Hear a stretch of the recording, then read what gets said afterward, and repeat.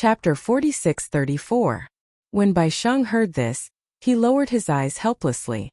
She had tried her best. If Yun Tianyu was unwilling, she would not force him. But Yun Tianyu suddenly turned his head and glanced at the dejected Bai Sheng. He said slowly, "If my employees sincerely seek the customer's forgiveness and consider the customer's opinion, the company is willing to reduce the punishment." Reduce? Bai Sheng could not help but be curious. How? If they do something wrong, they must be punished. Just like outstanding performance, they must be rewarded. Without rules, nothing can be accomplished. As Yun Tianyu spoke, the pen in his hand gently turned in an arc. "If you are willing to forgive them, then I can only consider deducting a month's worth of performance and bonus." Although this was not a small loss, it was much more humane than the previous punishment.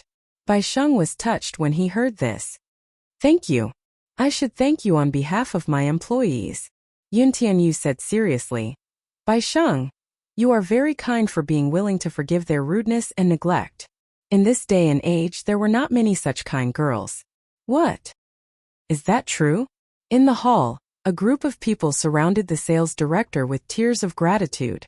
The sales director glanced at them unhappily.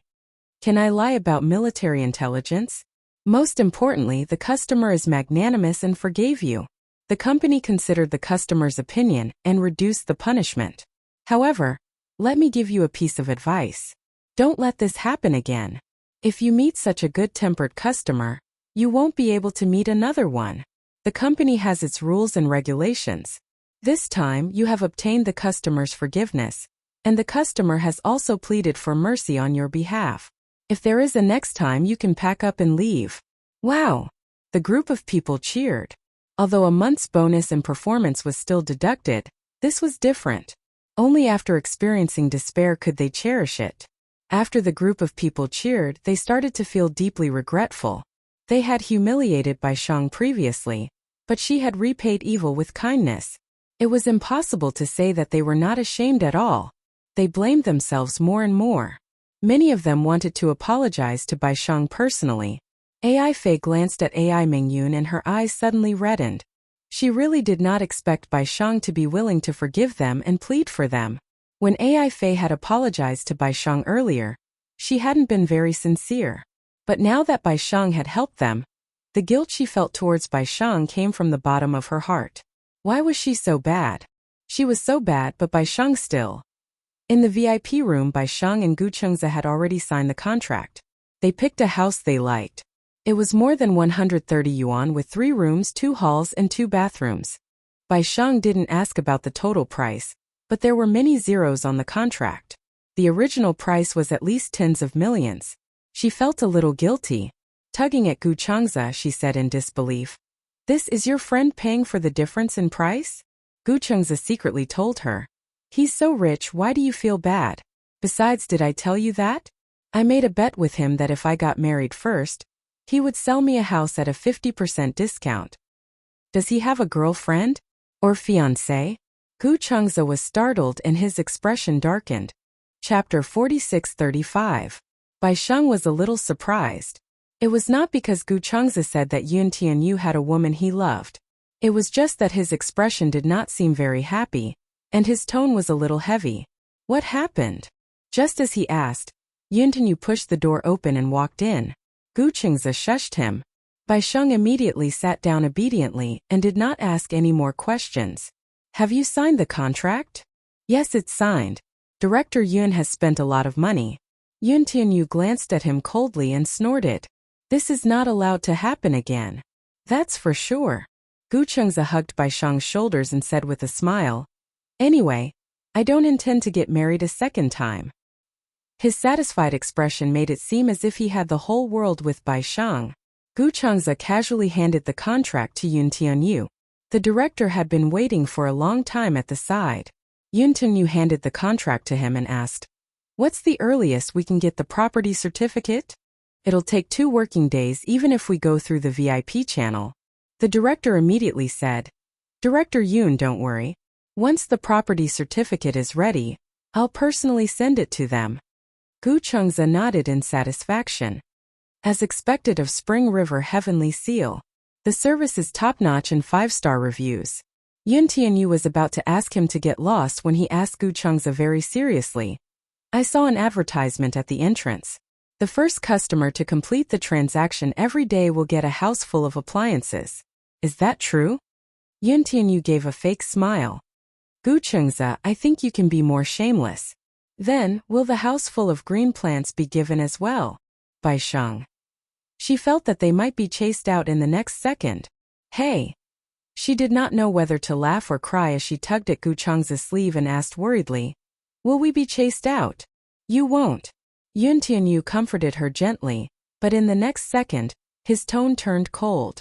But he will. Eh? Don't. I'm not greedy anymore. Don't chase me out. It's so hot outside. We've bought the house. Is there anything else? No. Then get lost. Yun Tianyu said coldly, I don't want to see you again for a week. When Gu Chengza and Bai Sheng left the sales office, a row of sales staff in uniform stood at the door. They had different expressions, but their faces were filled with guilt. AI Mingyun and AI Mingyun. AI.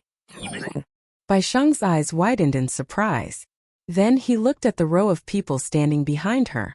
There were so many people. Why were they standing at the door? Oh. AI Fei's eyes and face suddenly turned red. Chapter 46-36. Bai Sheng was a little surprised. So your apology wasn't serious? I didn't hear it. I thought you guys were serious about apologizing. As Bai Sheng spoke, she smiled and frowned helplessly. I'm actually not a person who's good at holding grudges. Because life is already so difficult. If you have to remember and fuss over anything that doesn't go your way, don't you feel tired? AI Fei looked at her in a daze. I'm actually not that generous, but I can't be bothered to fight with others. AI Fei, I accept your apology.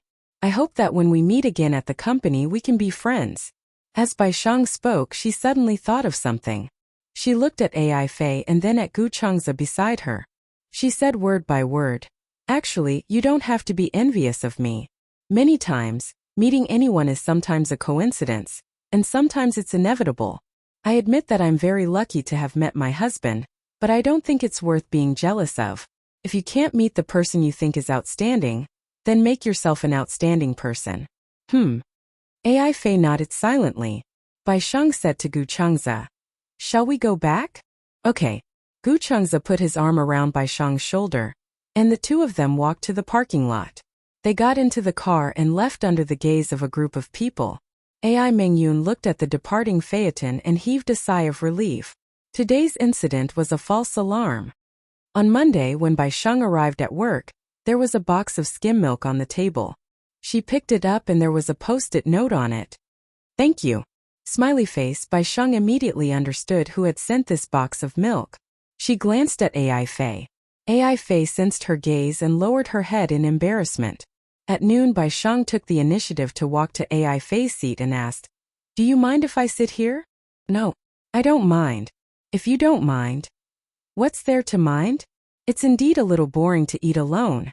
Bai Sheng sat down opposite her. AI Fei was even more embarrassed. After all, they had some grudges from before.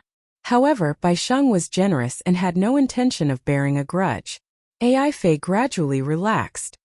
Bai Sheng, your husband really dotes on you. Also, he's so handsome. Did you guys really meet on a blind date? Bai Sheng nodded. She was also a little absent-minded. My marriage with him can be considered a coincidence, right? What kind of accident? AI Fei wasn't in a hurry to find out about her relationship with Gu Chengza. Instead, she was more curious. You're still so young and have just graduated. Why are you already going on blind dates? My aunt forced me to do it. Bai Sheng briefly explained the reason why Yi Yuqin forced her to go on blind dates after she graduated. Oh my god. Isn't your aunt's family a little too extreme? AI Fei began to complain on her behalf. What's the difference between you and a blood-sucking bug? So, out of a sense of revenge, when he proposed marriage, although I was stunned for a moment, I still agreed. Chapter 46-37. AI Fei smiled. Bai Sheng, no wonder all the male colleagues in the office like you. You look so good when you smile. Moreover, you're very kind. These days there aren't many girls as innocent as you. However, it's easy to be taken advantage of. As she spoke, she was afraid that Byran would misunderstand, so she quickly explained, I didn't mean to curry favor with you. In the past, I always thought that you were very kind and not scheming, but I also felt that you were just pretending to confuse men. Actually, you're a white lotus. It wasn't until I got to know you, especially through this incident, that I realized that you're actually quite kind. Byran smiled. Isn't being kind good? If a person is vicious, wouldn't it be tiring to live? AI Faye pursed her lips. Actually, I should be considered a vicious girl, right?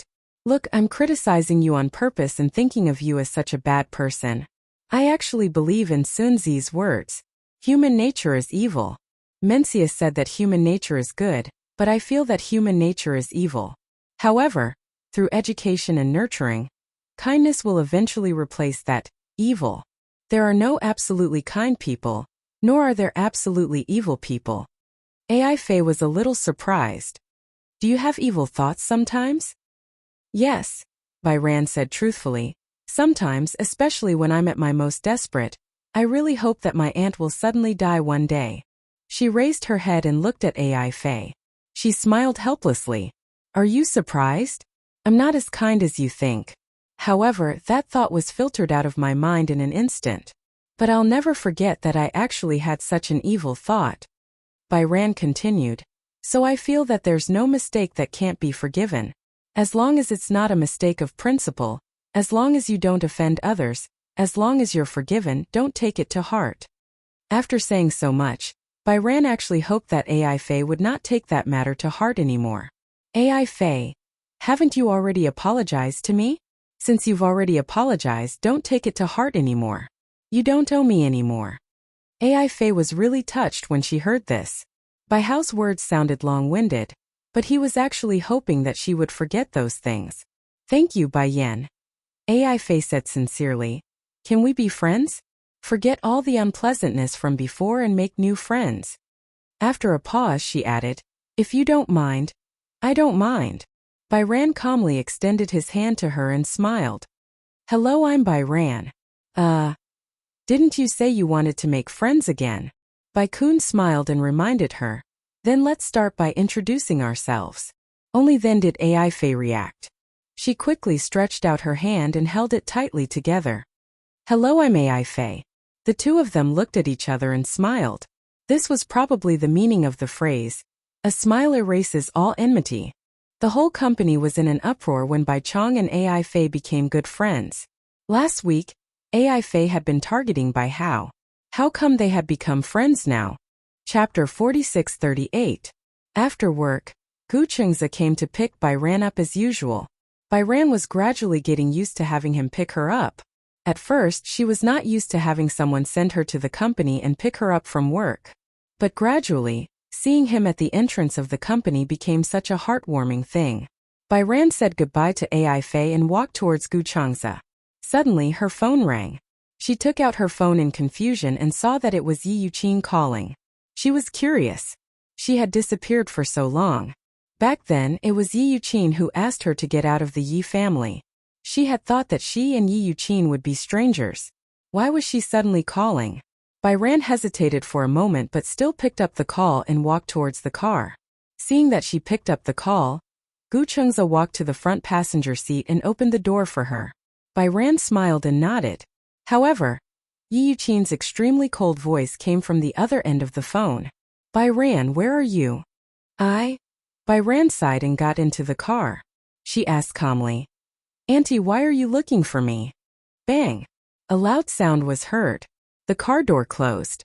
Yi Yuqin's questioning voice came from the other end. You're in the car? What's wrong? I heard the car door close. Yi Yuqin finally could not hold it in anymore. Byran, what do you want? Huh, you're a girl and you haven't been home for so many days. Are you trying to rebel? Home.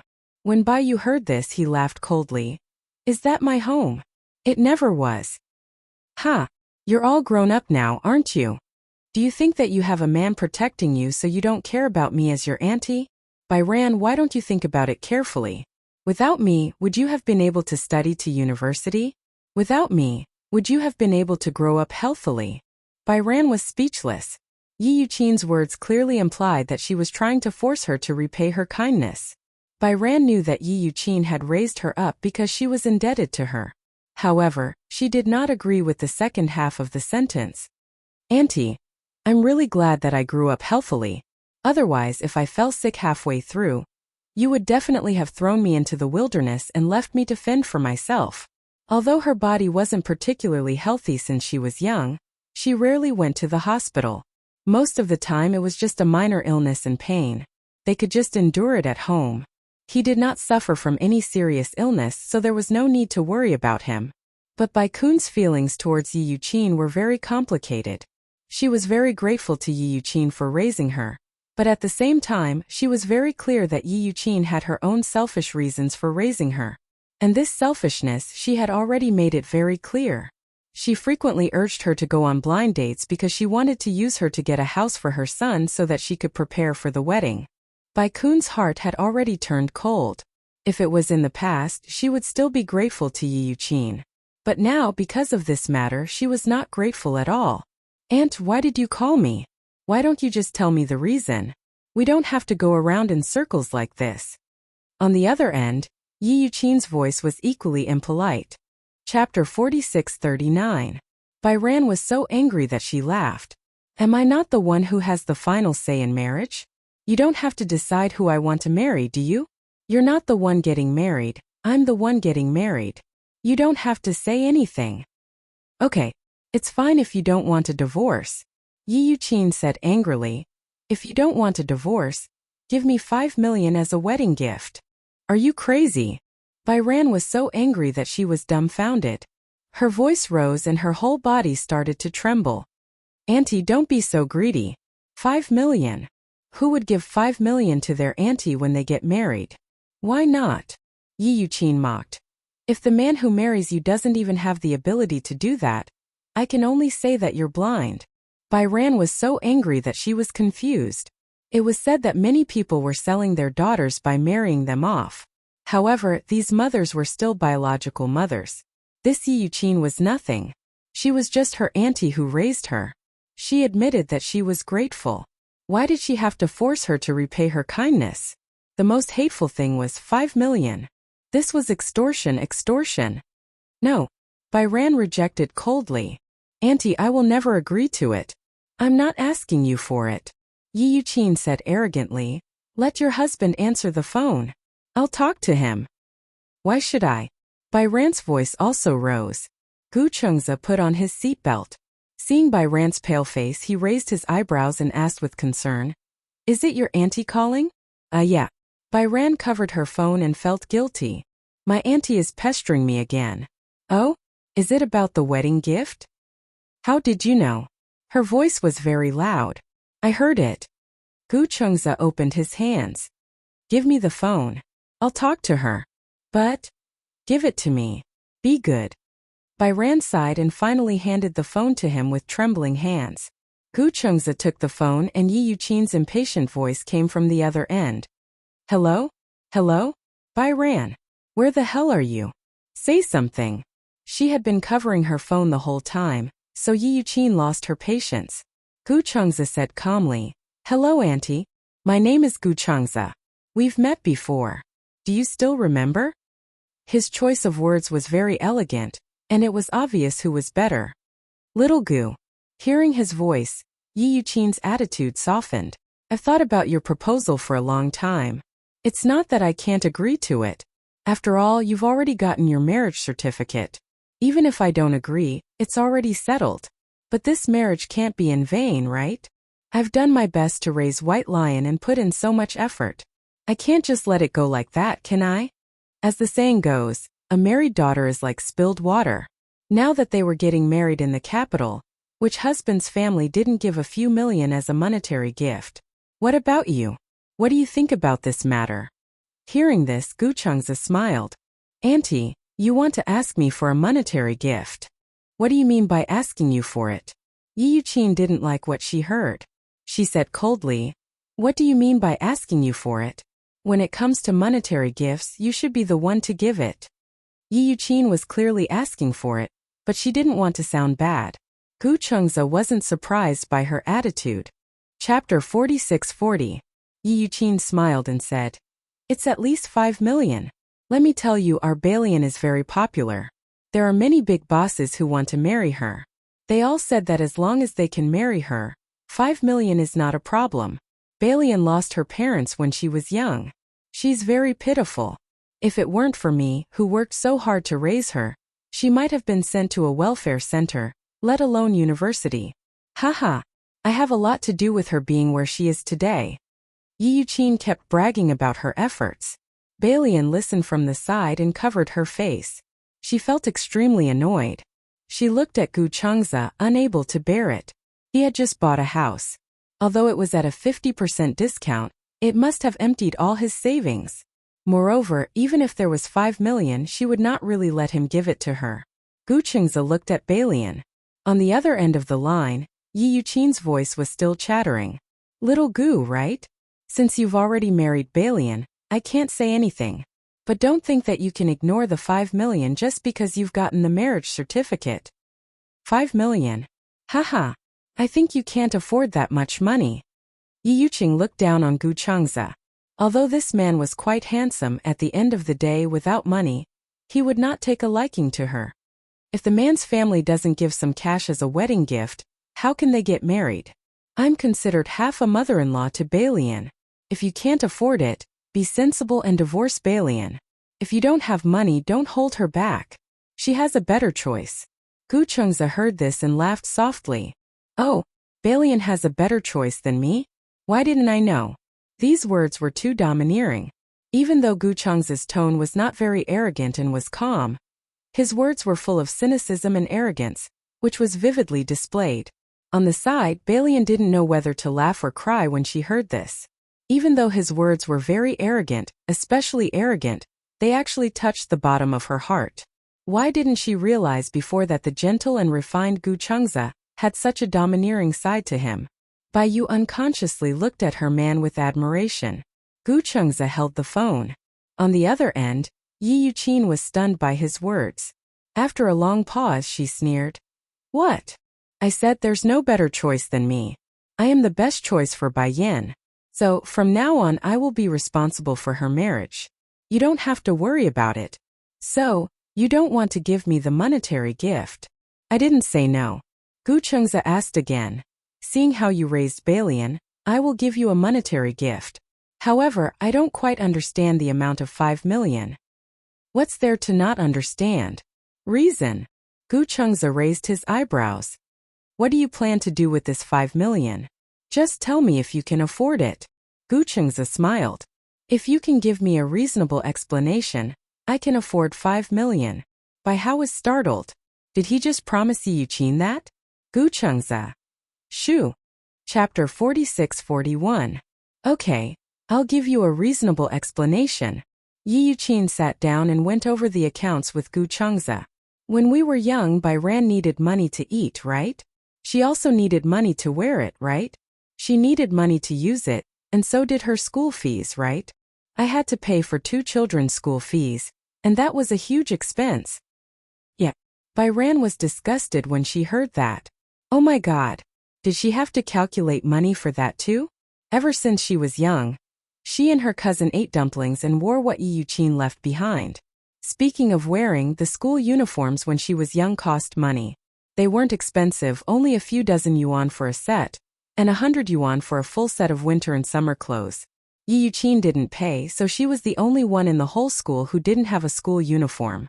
That wasn't all. What kind of clothes were Yi Yuqin's leftover clothes? They were gaudy, old-fashioned, and too big. However, Yi Yuqin didn't have much money at that time, so she didn't have any extra money to spend on clothes. She could understand that, and she never complained. However, now that she was using this to calculate money, she didn't understand why her aunt-style clothes were worth money. Needless to say, they were used. Sometimes, after school, Bai Ran would deliberately stay behind to clean up. It wasn't because she was diligent, but because she would sweep around the classroom and secretly take the pencils and erasers that some students had left in the recycling bin. They were still usable and old, because she didn't have any. Some students were lazy, and when their pencils were bald, they wouldn't be happy to use them again.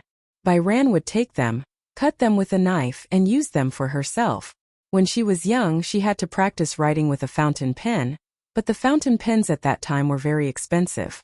When she went home and asked Yi Yuqin for money to buy one, Yi Yuqin would use all kinds of excuses to say that she didn't have money. The only fountain pen she used in high school was given to her by her homeroom teacher.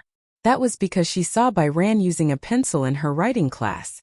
She was too embarrassed to say that because of her shyness. The other children in the class all used fountain pens, but she was the only one who used a shabby pencil.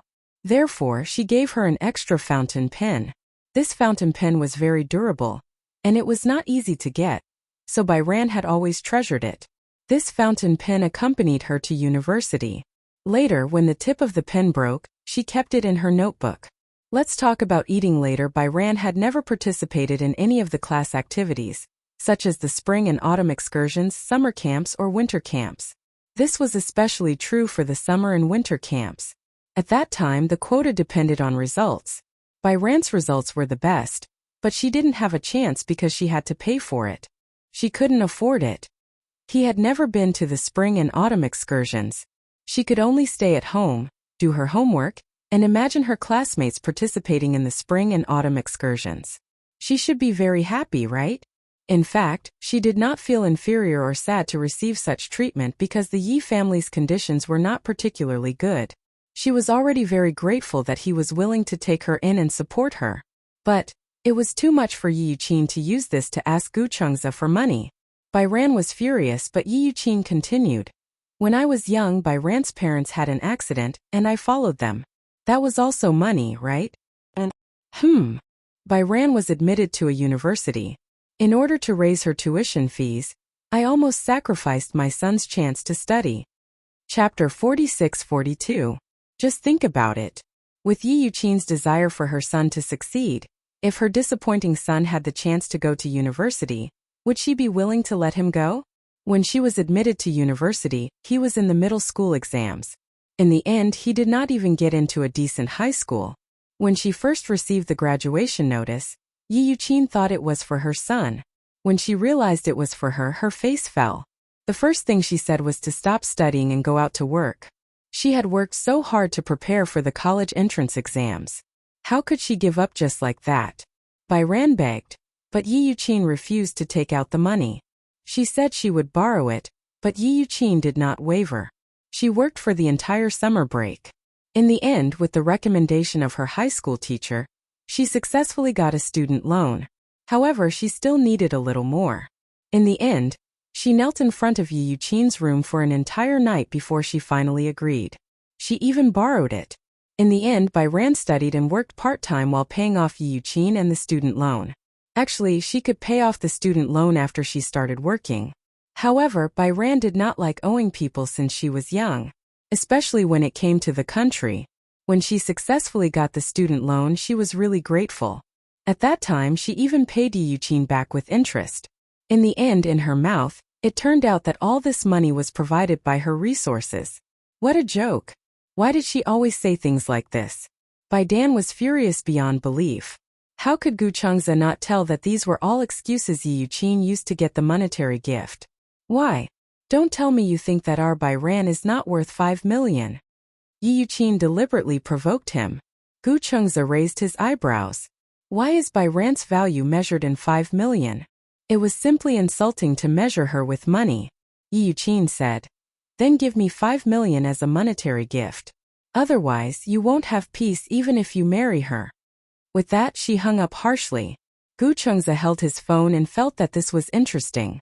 As the eldest son of the Gu family, this was the first time in his life that he was threatened by a small town. From her tone, it seemed that if he insisted on not giving her the 5 million, she had other means. Gu Chengze wanted to see for himself. Ever since he was young, he had been by Gu Jinglian's side and had seen many dark side things, but he had digested them well. After hanging up the phone, Bai Ran took the phone and said angrily, "Actually, you don't have to care about her. She has never been reasonable. I just want to hear what kind of high-sounding reason she will come up with." Bai Ran smiled. "This aunt of mine is very difficult to deal with. I've guessed it. She must have found me a next home." Next. Gu Chengze's interest was piqued. What next house? After graduation, she went around setting me up on blind dates. She specifically picked those weird-looking, middle-aged, greasy men for me. However, they were all very rich. My aunt's request is very simple. No matter what her identity is, as long as she gets married, she will be given a house. Why did you give her a house? Because her son is disappointing. If he doesn't have a house, which girl would fancy him? Gu Chengza had truly witnessed what it meant to be shameless. Chapter 46-43. Gu Chengza was a little angry. Ever since they were young, Gu Jinglian and Chu Ho had bad tempers. Especially Gu Jinglian, who would give him a hard time. Under the violent education of this pair of clown parents, his temper could not be any softer and gentler. For as long as he could remember, it seemed that he rarely got angry, and he rarely got angry over someone. Because of Yi Yuqin, Gu Chengza was very angry. He had never seen such a shameless woman. She actually used a dignified name to wantonly exploit her niece. She did not even hesitate to use Bai Ran's marriage to scheme against her, just for her son's wedding house. The last time he saw Bai Ran at the cafe, she was on a blind date with a man. But he was a little surprised. Why did she need a blind date at such a young age? Now he knew. It turned out that she had been used by Yi Yuqin. In fact, although Gu Chengza's current income was based on an annual salary, he had been self-reliant ever since he was in university. Relying on his own abilities, he had accumulated quite a bit of savings. Taking out 5 million yuan was not a big deal. In fact, as long as Yi Yuqin was sincere and considerate of Bai Ran, even if she did not treat her as her own daughter, at least she did not just scheme and disregard Bai Ran. Then, he would definitely treat Yi Yuqin well on behalf of Bai Ran. However, Yi Yuqin's insatiable greed, especially her ugly table manners, made Gu Chengza feel disgusted from the bottom of his heart. However, Bai Ran was not very worried. After all, from what she knew, this husband of hers was just a salaried worker with some family background. 1 or 2 million yuan might be fine, but 5 million yuan was definitely not enough. She just felt sorry for him because he had to deal with such a difficult relative because of her. Bai Ran had never understood Gu Chengza's real background. It was not that she did not care. It was that she did not care. Regardless of whether the man was rich or poor, since they were married, no matter what, they were husband and wife. When she married him, she even thought that even if this man was burdened with debt, she would bite the bullet and continue to be with him. You don't have to take my aunt's words to heart, Bai Ran said calmly. No matter what she says, just ignore it forever. Gu Chengza raised his eyebrows. Has she always been so harsh to you? Isn't this how it should be? Bai Yan smiled bitterly. She's not my biological mother. As the saying goes, blood is thicker than water. After all, we're not blood related. If it weren't for my uncle, she and I wouldn't be related at all. Back then, she adopted me. To put it bluntly, you probably don't know the traditions of my hometown. Where we come from, the older and younger sisters usually don't have much status. As an elder sister, I have a nickname called Younger Brother Demon Helper. Voldemort. That's not it. It means that the elder sister has to take over the baton from the mother and work hard for the younger brother. Chapter 46-44.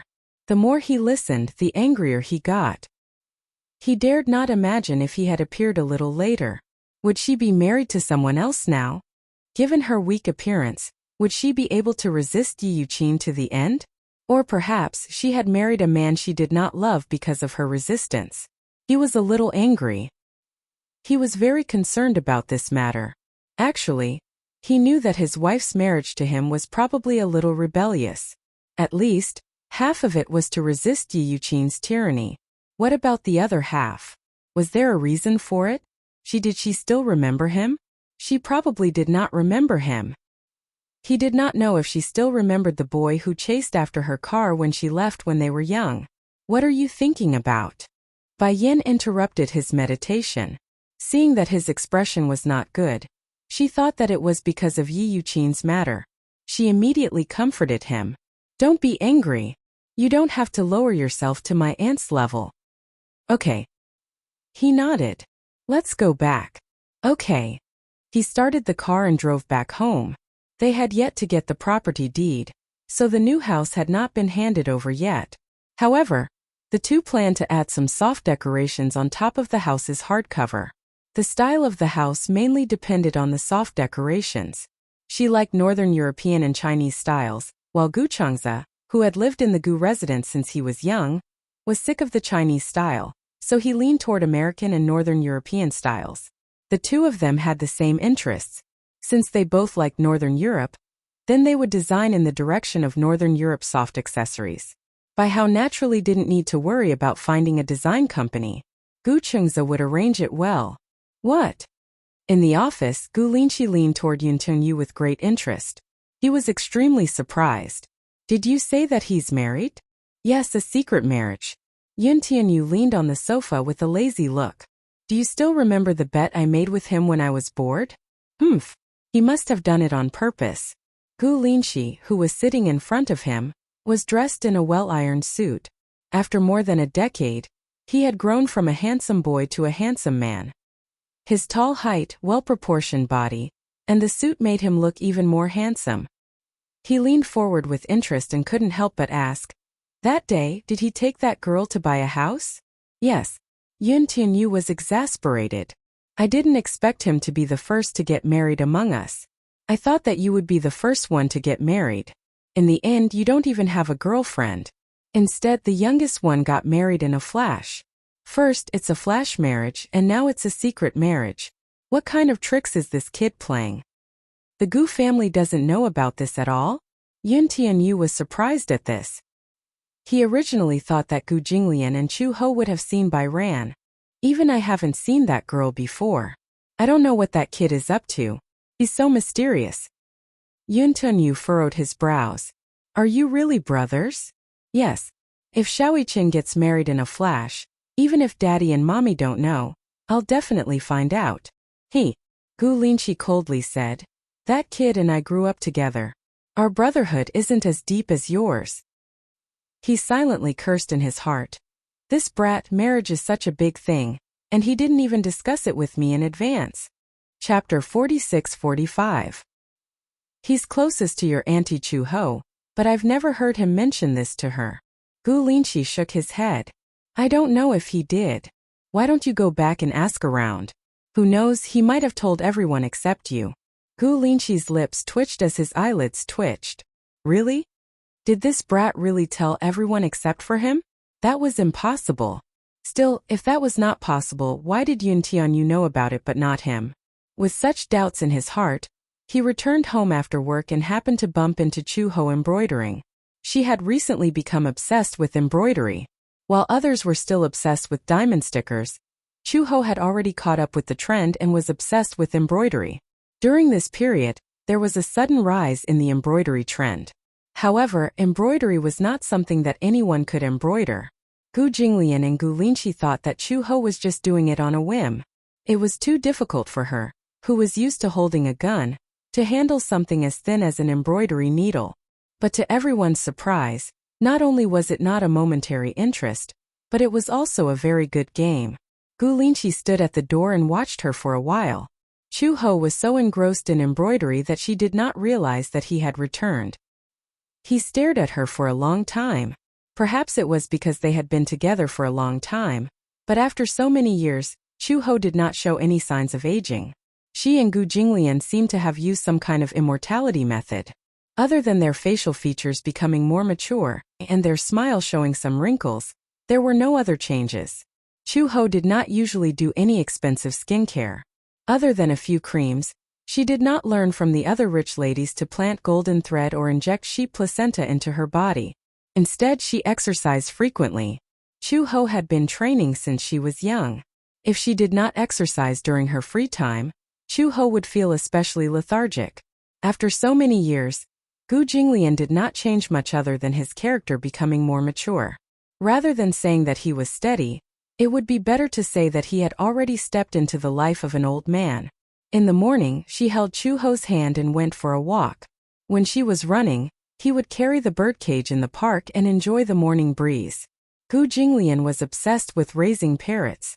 Raising a parrot was one thing, but other people were walking a dog, but he insisted on walking a bird. Therefore, Gu Linqi said that Gu Jinglian was already an old man.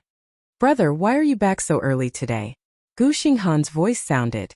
Upon hearing this, Chu He immediately raised her head and turned to look at the man. In the afternoon, the man was taking an afternoon nap on the recliner. When he saw that Gu Linshi had returned, he yawned lazily and sat up. Gu Xinghan had just turned 16 and was in the prime of his life. On his young but slightly immature handsome face, there was an innate rebellious and perverse look. Gu Xinghan was very rebellious, like an insufferably arrogant little devil. He seemed to have inexhaustible energy. Now he had become Gu Jinglian's biggest headache. Chapter 46-46. When they were young, Gu Xinghan and Gu Linga looked quite alike. As they grew older, the difference in their looks began to be like heaven and earth.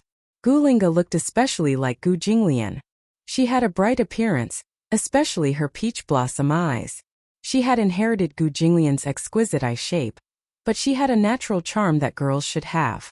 When she was young, people often said that if Linga grew up to be like Gu Jinglian, the people proposing marriage would probably trample over the Gu family's doorstep.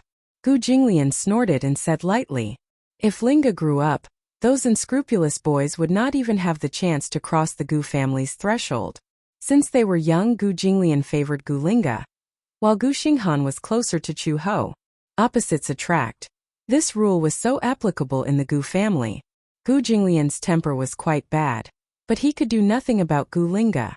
At this moment, Gu Linga said that she wanted to fly a kite, so Gu Jinglian eagerly took his precious daughter to the park. Chu Ho was left at home to embroider, while Gu Xinghan took a nap and accompanied her. "Linshi, why are you back so early today?" She was a little surprised. Gu Linshi casually put his briefcase on the table and smiled. "There's nothing to do at the company, so I came back early." "Oh." Chu Ho nodded and took out her embroidery work as if it was a treasure. She leaned in front of him and said proudly, "Look, how is my embroidery?" "I'm very good." "You're too perfunctory. You didn't even look at it much." Gu Linshi was helpless. "Mom, you know that I don't know anything about embroidery. As long as it's embroidered by you, I think it looks good." Chu Ho smiled and did not blame him. She took the embroidery back to the table and began to embroider seriously. Gu Xinghan yawned again. "Mom, you've been embroidering with your head down. Isn't your neck sore?" "It's not sore. Be careful of cervical spondylosis." Chu Ho glared at him. Gu Xinghan felt guilty from the stare and whistled. "Pretend I didn't say anything. I'm just concerned." Gu Linshi suddenly asked, "Mom, has Chengzi been back recently?" "Him." Chu Ho looked up, narrowed his eyes and said, I almost forgot about him if you didn't mention him." "Ha ha ha." If second brother heard this, he would probably cry in the toilet. "Humph, your second brother's heart isn't so delicate. He cries so easily. It's not like he was a child anymore. I thought that he would come back to visit you soon." Chu Ho was speechless. That brat has almost forgotten all about me and his father. Gu Xinghan could not help but complain again. "Aren't you the same as Dad? You've also forgotten about him completely." Chu Ho's face turned slightly red. "Don't you dare talk too much." Gu Xinghan quickly raised his hand and patted his face. "Big mouth, mother. I'll slap myself." "You don't have to do it." Chu Ho was satisfied. She turned her head and looked at Gu Linshi. "Why are you asking about him?" "Nothing. I saw that he hasn't been home recently, so I'm just asking. Maybe he's busy with work." Chu Ho did not take it to heart. Gu Linshi touched his nose. "Haven't you heard from him recently? Didn't he talk to you on the phone?" Chapter 46-47. Gu Xinghan said coldly again. "Didn't mother say that she had almost forgotten about second brother completely?" Chu Ho glared at him again. "Gu Xinghan, why are you so talkative?" Hiya. I just pity second brother. He doesn't even have a sense of existence anymore." Before Gu Xinghan could finish speaking, he quickly dodged. As expected, Chu Ho picked up the phone beside her and threw it at him. As he dodged, he reached out his hand and accurately caught the phone that she had thrown at him. "Mom, your temper is getting worse. Are you going through menopause soon?" As soon as Gu Xinghan finished speaking, Chu Ho suddenly stood up and looked furious. "Why? Are you itching for a beating?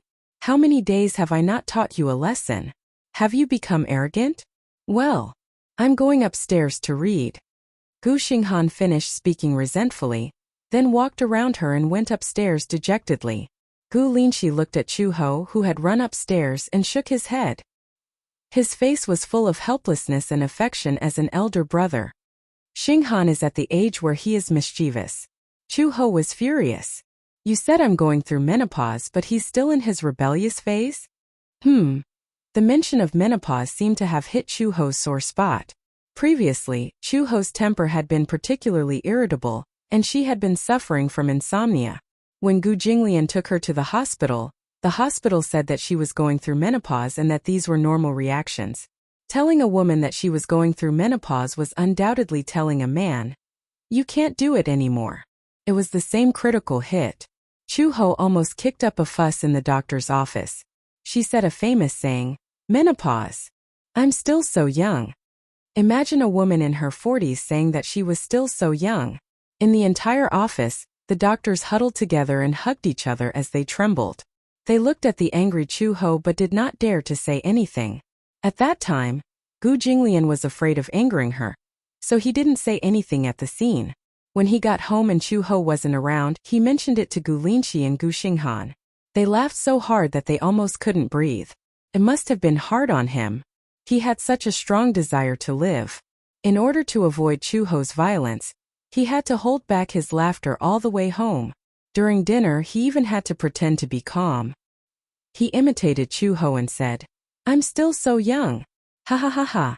She's already in her 40s. Does she still think she's a little girl?" Of course, Chu Ho didn't know that Gu Jinglian was badmouthing her behind her back. Over the past 10 years, Chu Ho had always felt that time had passed abnormally fast. She couldn't even feel the passage of time. 10 years had passed in the blink of an eye.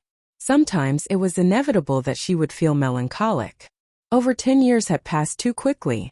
In another decade or so, she and Gu Jinglian should be a little older. People were not afraid of aging. It was just that the older they got, the more things and people they missed. When they were young, they were high-spirited. When they were slightly older, they had more worries in their hearts. Chu Ho sat down in her seat. Gu Linxi walked over and patted her back gently. "Mom, sometimes don't hold it in. Just hit him if you want to. That kid has a thick skin and can take your punches. I'm afraid that in the future when I can't hit him anymore, he'll hit me. Do you think my dad is a pushover? No matter how old he is, if he slaps that kid, he'll be plastered to the wall." Chu Ho was speechless. She asked, "You were just talking about Chengza. Why are you suddenly talking about him?" Well, the topic returned to that. Chapter 46-48. Seeing his hesitation, Chu Ho suddenly became nervous. What's wrong? Did something happen to him?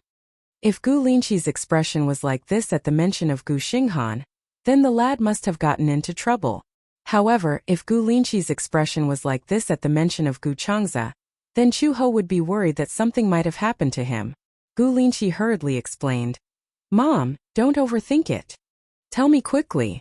Gu Linxi touched his nose. "I don't know if he mentioned it to you, but judging from your reaction, I don't think so. Since you know, then tell me." "He's married." Gu Linxi quickly reported the situation. Chu Ho did not react for a moment. However, after a while, her expression gradually changed. "He's married?" "Yes. He even bought a house." Chu Ho was stunned for a long time. His brows furrowed, and he was slightly angry. "Why didn't he tell me then?" "He didn't tell me either." "Then how did you know?" "Well, Yuntianyu told me that he went to Spring River Royal Seal to buy a wedding house." Spring River Royal Seal was a property developed by Shengyu Financial Group. Chu Ho knew this. "That lad is all grown up now. Why didn't he tell us that he's married?" Chu Ho snorted. "Is he afraid that I won't agree to it? I'm so open-minded. As long as it's what he likes, I don't mind even if I have to break my leg." I'm guessing that there's something he can't say." Chu Ho glanced at him. "Really? When are we going to do an unannounced visit?" "An unannounced visit?" Cough. Gu Linxi moved closer to her ear. "I heard that the lady has moved to Chengza's apartment. I also checked her schedule. The day after tomorrow, when she's off and Chengza is at work, we can make a surprise visit. Just the two of us. Do you want Dad to go too?" "I don't know. Chu-ho was suspicious again. What identity are we going to use? I don't look like Chungza, so I'll say that I'm his friend. Then I'll also say that I'm his friend. Gu Linqi couldn't help but say, Mom, at your age, it's not appropriate to call him a friend, right?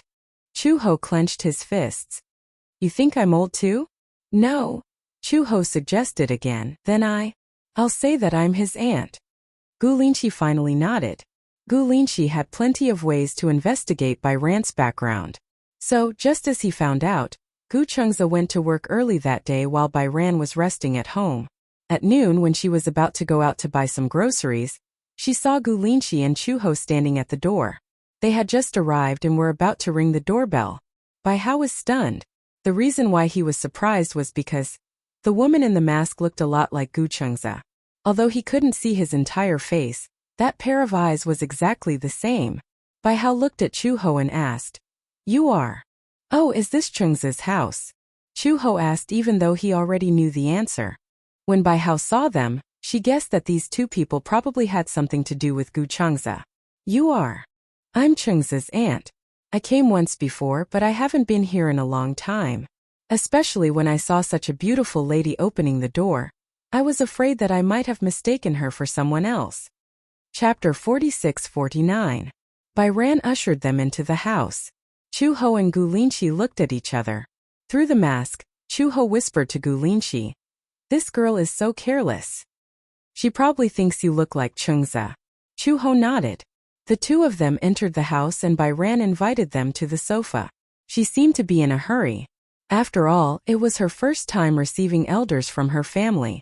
She wrung her hands and asked tentatively, Chungza is still at work.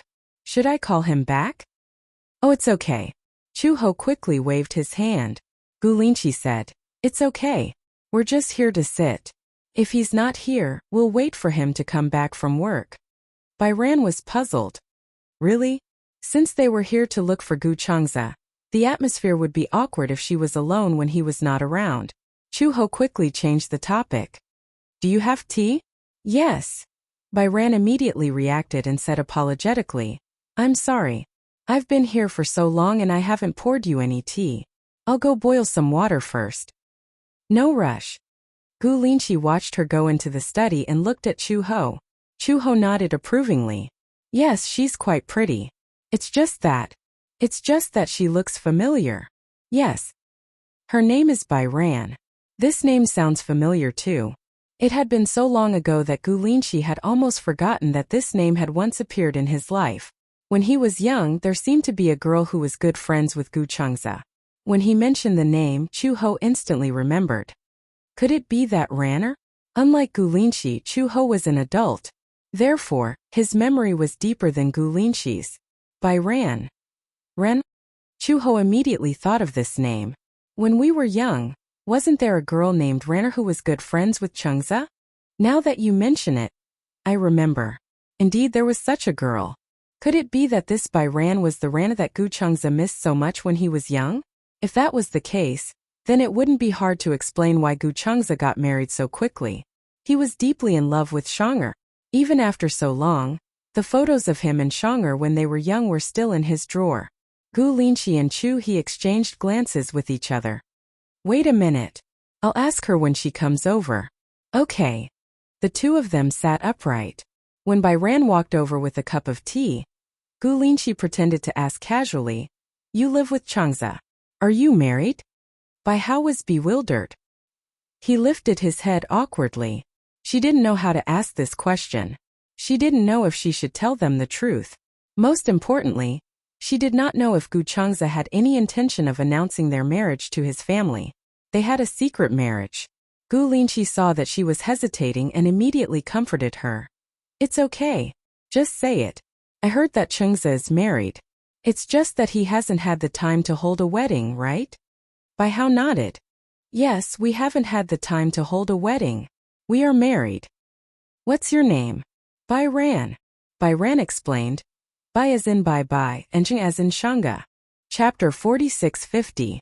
Oh, that's because I was adopted by my aunt when I was very young. Because I had to register for the household register, my aunt simply adopted me. Naturally, my surname was Jiang. When Chu-ho heard this, his heart ached. Why were you adopted by your aunt when you were young? Because when I was very young, my parents died in a car accident. I followed my grandmother back to the countryside, but they were not in good health. They died when they were young. I had no choice but to follow uncle and aunt. How did this happen?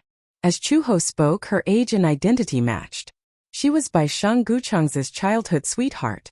However, she did not seem to recognize her. Actually, she did not change much. But why did Bai Sheng not recognize her when she was standing right in front of her? Gu Linqi was not surprised. After all, it had been too long. It was normal for her not to remember. How young was Bai Sheng at that time? Some people had a deep memory and could remember things from when they were young, but some people could not remember. Therefore, Bai Sheng did not recognize their faces, but she did not treat them as strangers. Gu Linqi had changed a lot. Although Chu-ho had not changed much, Bai Sheng had always been with Gu Chengza and him. It was normal for her not to recognize Chu-ho. Bai Sheng smiled and said, "Actually, we got married in a hurry. To be more precise, we got married on the first day we met." Chu-ho and Gu Linqi were shocked. They gasped in disbelief. "You got married on the first day you met? That's unbelievable." Bai Sheng's face turned even redder. She lowered her head and said embarrassedly, "Isn't it too sudden?" Chu-ho restrained her surprised expression and immediately smiled. "Isn't this a good thing?" "Yes, Chengza has reached the age to get married. You can work hard to have children." Chu-ho could not hide her desire to be a mother-in-law and began to urge them to have children. Hearing this, Bai Sheng's face turned even redder. He hurriedly said, "Isn't it too rushed to have a child? I haven't gotten to know him yet. We don't understand each other. We're already married.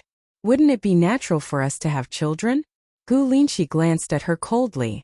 She cursed silently in her heart. Even if you're in a hurry to have a grandchild, you shouldn't be so eager for quick success.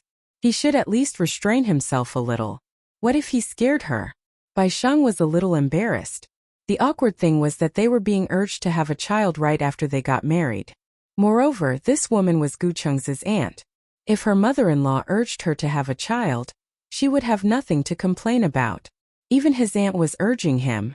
It wasn't that she didn't like children, but she wasn't prepared. Uncle and aunt were in a mess now. She didn't know what to do. Her scalp went numb at the thought of her aunt's sky-high monetary gift. She didn't want to implicate Gu Chengza, but if Yi Yuqin really wanted to cause trouble, would Gu Chengza be disappointed and annoyed? Bai Sheng was now confused. She and Gu Chengza had gotten married on a whim.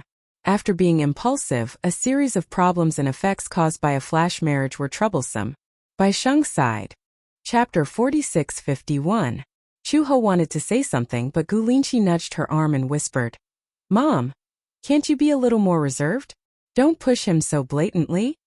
Only after Gu Linqi's reminder did Chu-he restrain herself and quickly chimed in. "There's no rush, there's no rush. This matter really can't be rushed." Bai Ran blushed and lowered her head. She did not know what to say. There was a stalemate. The atmosphere was a little awkward. Seeing Bai Ran so shy, Chu-ho was a little embarrassed too. She smiled stiffly at Gu Linqi and reminded her, "Why don't we leave? You just got here and you want to leave?" Chu-ho did not say anything.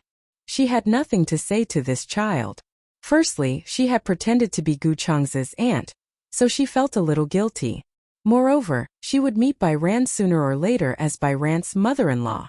If she was exposed, it would be very awkward. Chu-ho was worried about this. She recognized Bai Ran as Gu Cheng's childhood sweetheart. She had lost her parents at such a young age and was quite pitiful. She did not know how she had lived for the past 10 years. But now was not the time to talk about the past. The future was long. The most important thing now was that she had already figured out Bai Ran's identity, and that Gu Chengza had gotten married in a flash. She was not a woman of unknown origin, so Chu-he was relieved.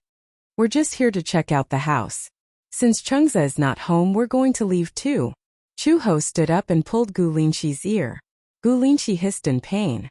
He was already very old. He was a man in his 20s, but Chu-ho still pulled his ear all day long. Did he not care about his pride? "Mom, let's go." Bai Ran saw them stand up and hurriedly stood up as well.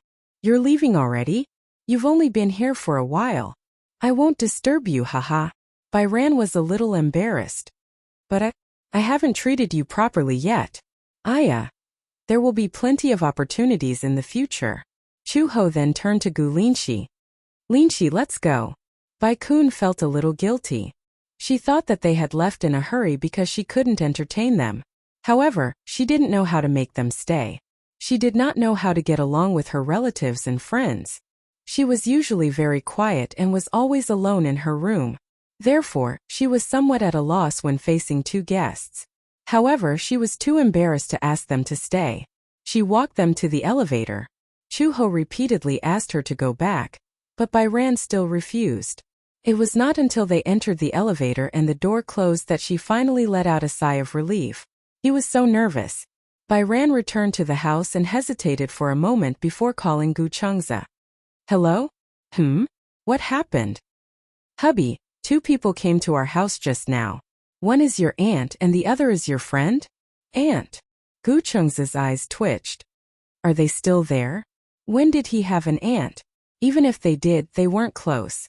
The direct and collateral branches of the Gu family formed their own network and didn't have close contact with each other. He didn't even remember what his aunt looked like. Hubby, your aunt looks a lot like you. Chapter 4652. Since Bai Shang had already said so, Gu Chengza would have wasted all the time he had spent with Chu Ho if he still did not react. However, I think your aunt is really young. She doesn't look like she's older than you. If she's your cousin, I'll believe her. After hanging up the phone, Gu Chengza hesitated for a long time. Finally, he chose to call Chu Ho. The moment the call connected, Gu Chengza said coldly, Mom, you came to my house just now? Kid, you still know to call me? Chu Ho said angrily, When did you get married? You didn't even tell me. Mom found out about this from Lin Shi. Where did he hear about it? When did Gu Linshi become such a blabbermouth? Anyway, Chu Ho said angrily, You shouldn't have kept it from me. Mom, did you recognize her? Gu Chengza suddenly asked. There was silence on the other end for a while. Chu Ho said, Bai Sheng must have suffered a lot. Yeah. Gu Chengza sighed from the bottom of his heart. No matter what, at least in the future, I won't let her suffer a little. I don't care about the past, but since she's my wife, if anyone dares to bully her again, I won't let them off. After a pause, he sighed with lingering fear. No matter what, it's great to be able to meet her again. I thought I'd never see her again in my life. At that time when he was young, he chased after her car. At that time he did not hesitate to do anything because he felt that if he did not catch up, he might never see her again in his life. He did not expect that there would be such a freak combination of factors. When he recognized her as Bai Sheng, he would never allow himself to let go again. Gu Chengza had been a nostalgic person since he was young. A cup that had been used for 10 years, a blanket that had faded in color, but he still liked to hug it to sleep. A doll that he liked, no matter how old it was, he would still hug it in his arms and love it so much that he could not let it go. Once a nostalgic person fell in love with someone, it would last for a lifetime. Chu Ho knew that his son was nostalgic, so he did not rush him to get married so quickly. Liking someone was a lifelong thing. Chu Ho nodded and said, I'm glad you like it. I also like Bai Sheng. You two have been the best since you were young. I'm also happy that you two can be together. Have you thought about when to hold the wedding? Chu Ho said.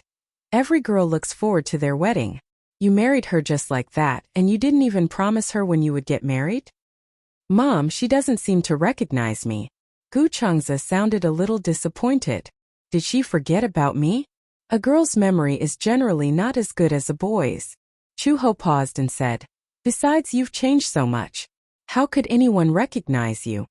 Gu Chengza didn't say anything. Clearly, he was still a little disappointed. Bai Sheng had been his goddess since he was young. In fact, many girls in the class liked Gu Chengza, but only Bai Sheng gave her the feeling of bathing in a cool breeze. He liked her and had liked her for years. Unexpectedly, she seemed to have forgotten about him. Gu Chengza said, No matter what, she's my wife now. I'll take good care of her. Chu Ho sighed. I have to digest it too. Digest what? Chapter 4653. Gu Chengza was silent. Okay, digest it well. With that he hung up the phone. He really didn't know what to do with this mother. Gu Chengza was about to return to his work when his phone rang again. He frowned, stared at the screen and picked up the call. What's wrong? Are you done digesting the fact that you're going to be promoted to a mother-in-law? There was silence on the other end for a while, then an aggressive voice came through. Gu Chengza, right? The tone was extremely arrogant, as if he wanted to eat someone alive. Gu Chengza was confused. He picked up the phone and looked at the screen again, only to find that it was an unknown number. Why aren't you talking? Are you finally scared? Heh. Gu Chengza laughed. Who is this? I'm asking you, is this Gu Chengza? Huh. The voice on the other end was especially arrogant, like a gangster. Gu Chengza confirmed again. Who are you? The call was quickly picked up, and Yi Yuqin's voice came through. Chengza, right? Auntie. Gu Chengza called out after Bai Ran. Don't. I haven't acknowledged you as my niece-in-law yet. Yi Yuqin said arrogantly. You want to acknowledge me as your relative?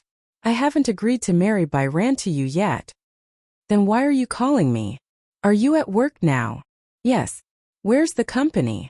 Gu Chengza gave the address almost without hesitation. Shenzhe Building. The elevator goes straight to the 25th floor. Give my name and someone will bring you here. Gu Chengza gave his name, almost without hesitation, which surprised Yi Yuqin. She originally thought that this guy would admit defeat when he heard that she was obviously looking for trouble.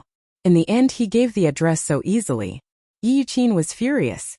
Gu Chengza's taunt had no intention of giving a monetary gift.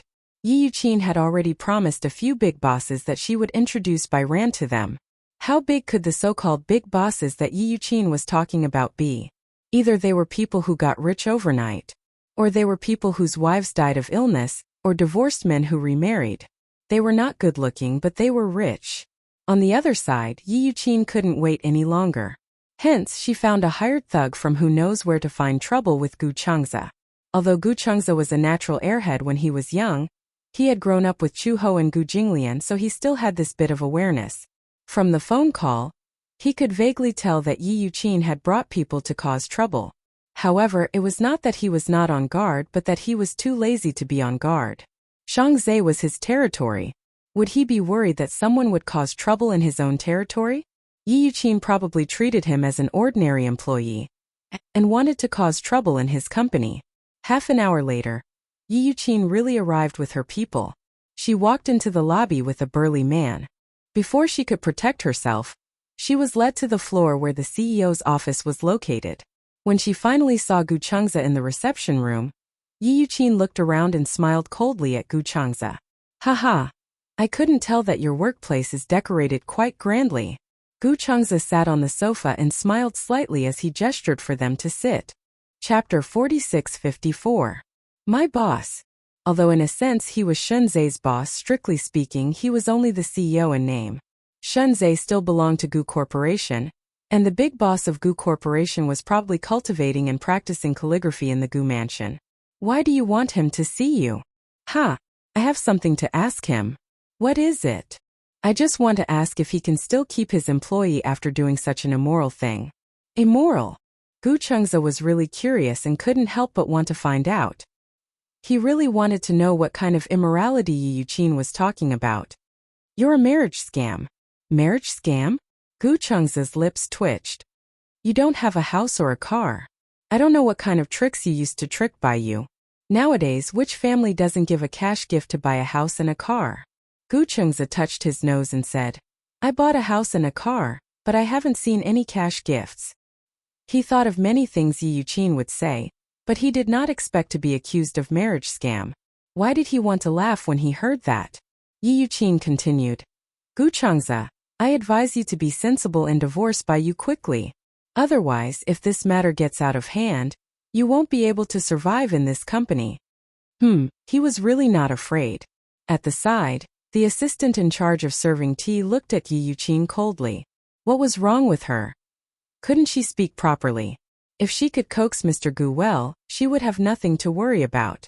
Some people's horizons were really too narrow. So much so that Yi Yuqin didn't realize that the humble junior sitting in front of her was actually such a big shot. Gu Chengza smiled and nodded. Why should I divorce her? We just got married. Also, I didn't scam her into marriage. Where's the cash gift? Yi Yuqin was aggressive. I didn't even see the cash gift. This marriage doesn't count. Why isn't there a cash gift? Gu Cheng's words made Yi Yuqin raise her eyebrows suspiciously. However, he continued, I'll burn the cash gift for uncle and auntie when I have the chance. You don't have to worry about it. Or do you want it to? I don't mind burning you a little. Originally, since they were already married, he planned to pay his respects to her parents with by how after they officially met her parents. However, in Yi Yuqin's ears, it had a different meaning. When Yi Yuqin heard this, she was so angry that she trembled all over. This brat was clearly cursing him. Are you cursing me to die? Gu Chengzi said innocently, I didn't. It's just that I've never heard that we should give gifts to our uncles and aunts when they get married. I've also never heard that it's customary to buy a house or a car for our uncle's son. Oh, could it be that I'm too outdated? His words were like pearls of wisdom, but they were all reasonable. You? Yi Yuqin stood up angrily. Gu Chengzi, don't be so shameless. Let me tell you, although I'm Bai Yan's aunt, I'm her guardian. I'm the one who raised her. In ancient times, there was a saying about Yangzhou's thin horses. I wonder if such a thing still exists in the modern world. Chapter 4655. Skinny horse was an insulting term for women. It meant that they could do whatever they wanted to women, just like how a slave would abuse a weak horse. Why was it called skinny horse? Because the middlemen who engaged in skinny horse breeding would buy young girls from poor families at a low price, raise them, and sell them at a high price. It was the same as how merchants bought skinny horses at a low price, fattened them up, and sold them at a high price. Hence, people called these women skinny horses. During the Ming and Qing dynasties, skinny horse breeding became a lucrative investment, and a large number of people specialized in this profession. They would first invest money to buy beautiful girls from poor families and train them. They would teach them singing and dancing, music, chess, calligraphy, and painting. After they grew up, they would sell them to the rich as concubines or enter brothels to make money. Because most poor girls were thin and weak, the name skinny horse came about. When they first bought a girl, it only cost them a dozen strings of coins. When they got married, they could earn up to 1,500 taels of silver. When the common people saw that there was profit to be made, they would compete to follow suit, and this became the norm. During the Ming dynasty, Yangzhou's salt merchants monopolized the salt transportation industry in the country, and they were rich. Hence, at that time, skinny horse breeding was the most popular trend in Yangzhou. And Yi Yuqin clearly saw the white horse as a skinny horse. Yi Yuqin did not understand the term skinny horse, but she could clearly see that Gu Chengzi's expression had turned cold. I don't care what you're talking about. I'm just asking, are you getting a divorce or not? Divorce? Gu Chengzi smiled. The Gu family has a tradition. Once you marry into the Gu family, there is no such thing as a divorce. Even if there is, it has nothing to do with other people. Unless Jeaner wants to divorce me, there is no such thing as a divorce. You. Yi Yuqin was so agitated that she stood up from the sofa. She pointed at Gu Chengzi and said, Must you make the situation so ugly? Make a scene? Gu Chengzi raised his eyebrows and said calmly, May I ask, how do you want to make a scene? Yi Yuqin could not hold back anymore. She turned around and said arrogantly to Gu Chengzi, Achao, I'll leave it to you. The burly man stood up and relaxed his shoulders. He tilted his head, and his neck made cracking sounds. His sharp gaze was clearly provocative. Gu Chengzi caressed the 10,000 countries watch on his wrist and said casually, Let me give you a piece of advice.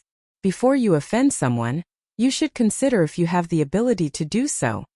Yi Yuqin snorted coldly.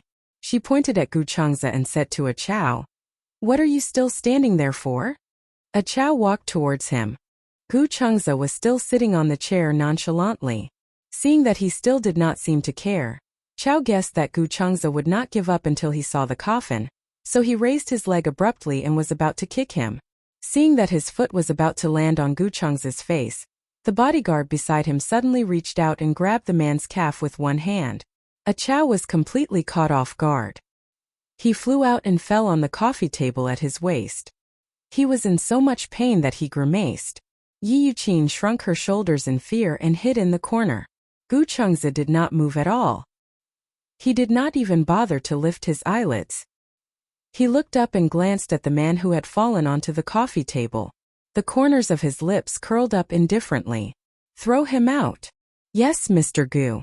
Yi Yuqin was stunned when she heard how the bodyguard addressed Gu Chengzi. Mr. Gu? Why did this man call him Mr. Gu? Chapter 46-56. Before Yi Yuqin could react, the bodyguard grabbed a Chow's collar, opened the window, and pushed half of his body out of the window. It was such a tall building. A Chow saw from the corner of his eye that he was in the air. He was so frightened that he kept screaming. His body was stiff and he did not dare to move. Yi Yuqin was also stunned, but she did not dare to go closer. Her voice trembled as she said, You're killing someone. Killing someone. Oh. Gu Chengzi raised his eyebrows disapprovingly. Who saw it? You. Yi Yuqin looked at Gu Chengzi as he stood up slowly. Although the Gu family doesn't want to play dirty anymore, if someone comes knocking on my door, then don't blame me for being ruthless. You? Yi Yuqin said angrily. You're breaking the law. Isn't it illegal for you to hire a hitman? Gu Chengzi smirked coldly. Moreover, you said that I killed someone. The whole building is mine. Who do you think will testify for you? When the time comes, even if the case is closed, the police can only conclude that the person fell by accident and it has nothing to do with the Gu family.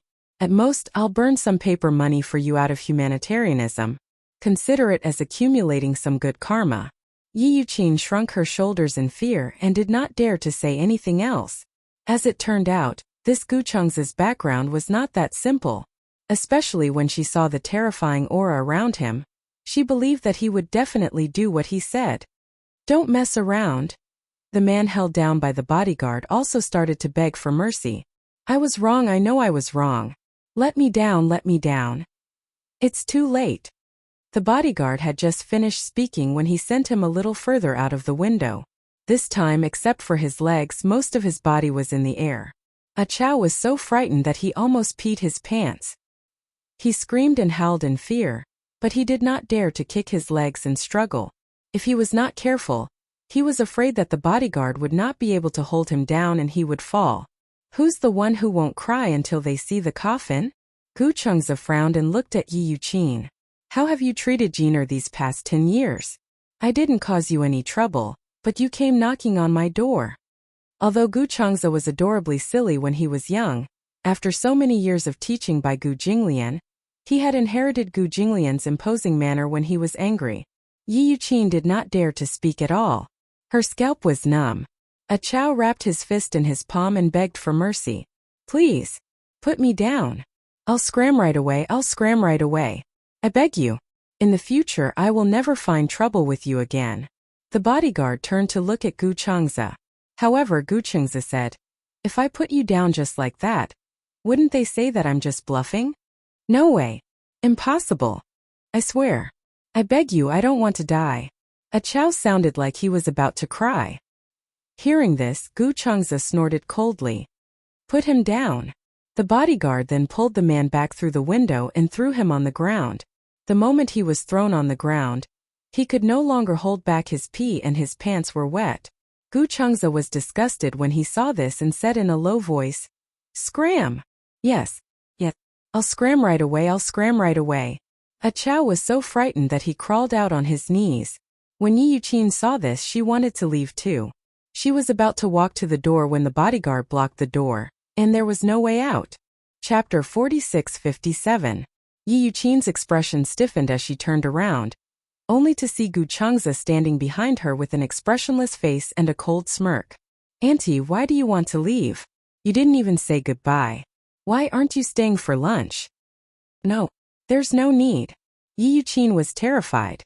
She did not know why, but even though Gu Chengzi was standing in front of her with a gentle smile, it gave her a creepy feeling.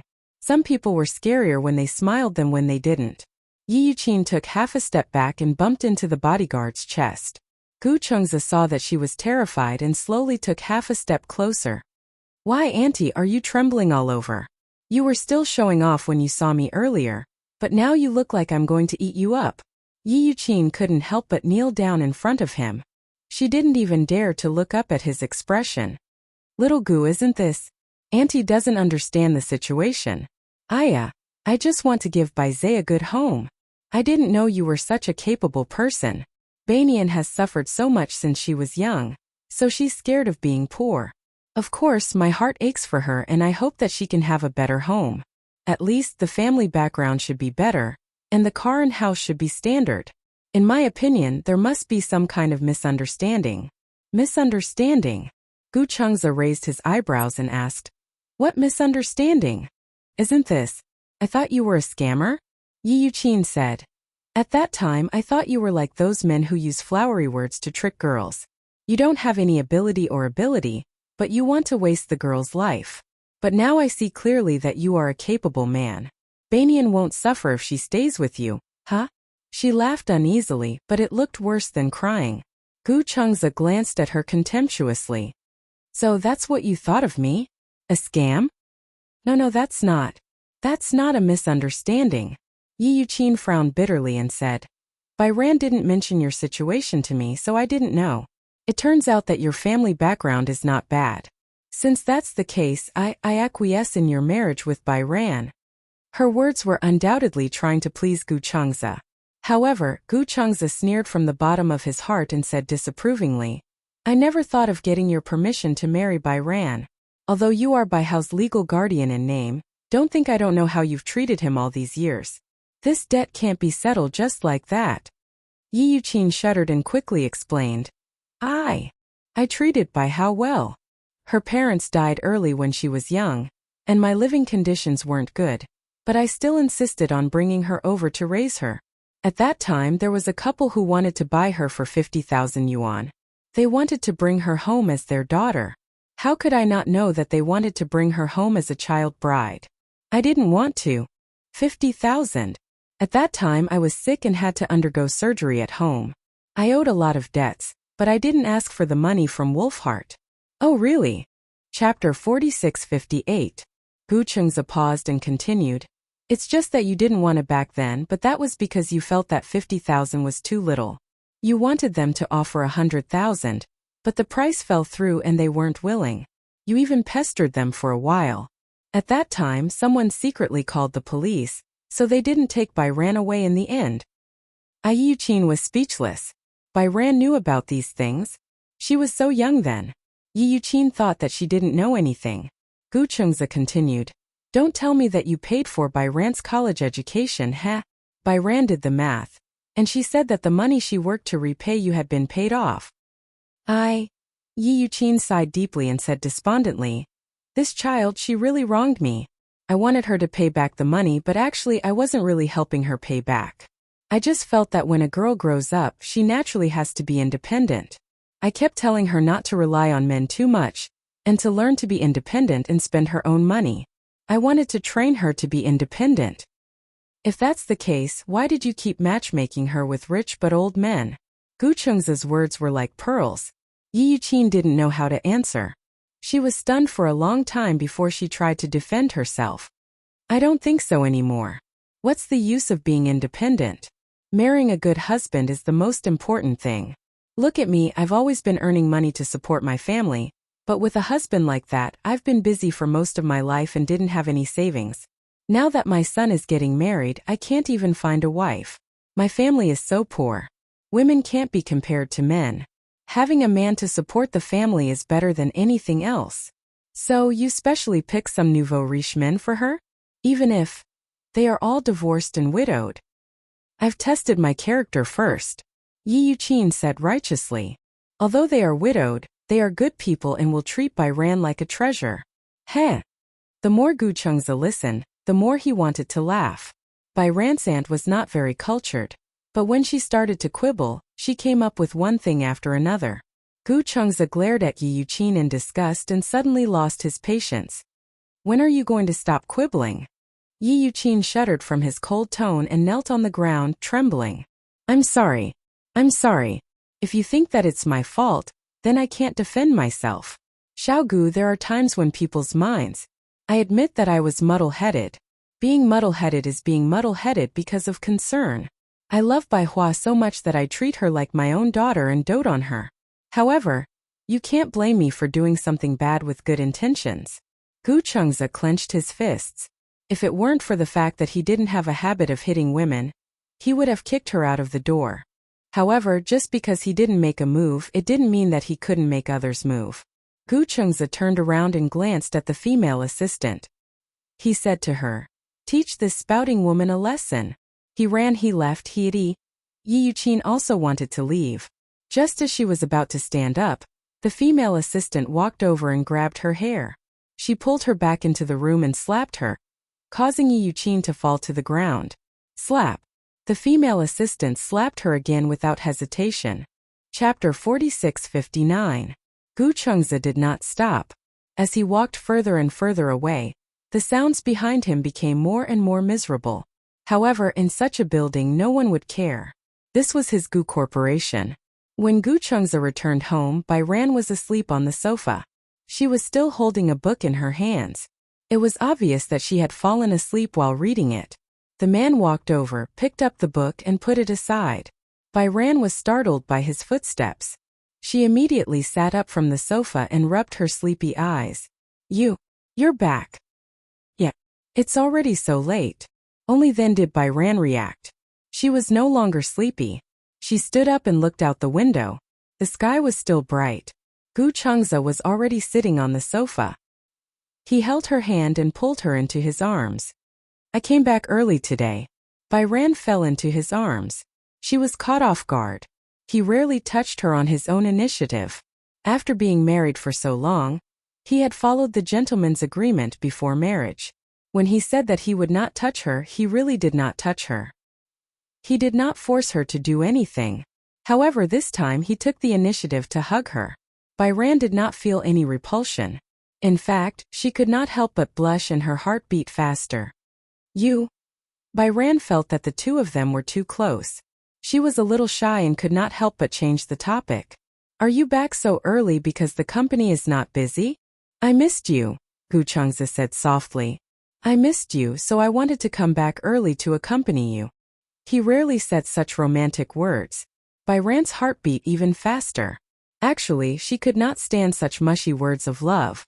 However, she did not know why such superficial words sounded so pleasant when they came out of his mouth. Bai Ran froze in his arms. She did not dare to move. Seeing her body so stiff, Gu Chengzi knew that she was nervous. He laughed and said, "Why are you so nervous?" She could not say that this was the first time she had been so intimate with someone of the opposite sex since elementary school, right? She was too embarrassed to say it. She pursed her lips and could not say anything. Gu Chengzi did not need her to say anything. Now he just wanted to hug her. When he thought of how Yi Yuqin had treated him, his heart ached even more for her. He wanted to make up for her absence in the past 10 years. After so many years, it seemed that no one had doted on her. There was only scheming. If only I had met you earlier. If he could meet her in university and have a sweet relationship with her, it would be about time for him to get married after graduation. Perhaps at this age, he and she would already have a cute child and a warm and happy family of 3. However, although fate was late, love was not. Gu Chengzi was a very stubborn person. He believed in love, and at the same time he was a very nostalgic person. Bai Yu was the first girl who made his heart move. At that time they were still young and didn't know much about relationships. They were just pure childhood sweethearts. However, as time passed, he missed her even more. Perhaps he had already forgotten her silhouette. If not for the fact that he kept her photo, he would take it out from time to time to look at it when he missed her. However, he could never forget this name. Chapter 46-60. Gu Chengzi looked at her carefully. She lowered her eyelids. She was obviously a little shy and did not dare to look into his eyes. After being married for so long, it seemed that he rarely got so close to her. Actually, Bai Sheng could see that Gu Chengzi was restraining himself.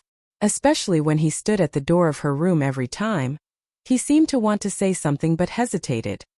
He probably felt that it was not appropriate for them to sleep in separate rooms since they were already husband and wife. In terms of feelings and nurturing feelings, if the two of them were lukewarm, it would be difficult to make any progress. Bai Sheng did not reject being a little closer to him, But Gu Changza was too gentlemanly. As a girl, she could not be too proactive. However, Gu Changza stayed by her side and did not touch anything. It was as if they were in a platonic marriage. She knew that there was a limit to a man's tolerance. He had been holding it in. At first she was uneasy, nervous, and then scared. In the end she started to feel embarrassed. Changza, don't speak. Gu Changza used a finger to stop her from saying anything. Bai Sheng widened her eyes in confusion and her heart started to beat faster. You? I want to kiss you. Bai Sheng was so scared that she fell silent. Gu Changza got closer and closer. At first, she was a little resistant, but Gu Changza did not allow her to reject him. He grabbed her wrist and said, "This time you're not allowed to reject me." This was clearly the first time he had kissed her. However, Bai Sheng was too embarrassed to reject him. It had to be said that this was Gu Changza's black-bellied side. He had endured for so long. He had clearly coveted her for a long time, but he endured it and did not touch her. His restraint and control, except for not wanting to force her, not wanting to scare her, and not wanting to fail at the last step. In the end, he had become a first-class gentleman and lived under the same roof with the person he yearned for, but he did not cross the line at all. In the end, Bai Sheng was the one who felt a little guilty and embarrassed. This way, when he started to take the initiative, she would not have the nerve to reject him. He admitted that such a method seemed a little despicable. He had said that he would wait until she was willing, but if the woman really agreed, with Bai Sheng's introverted personality, she would probably never agree.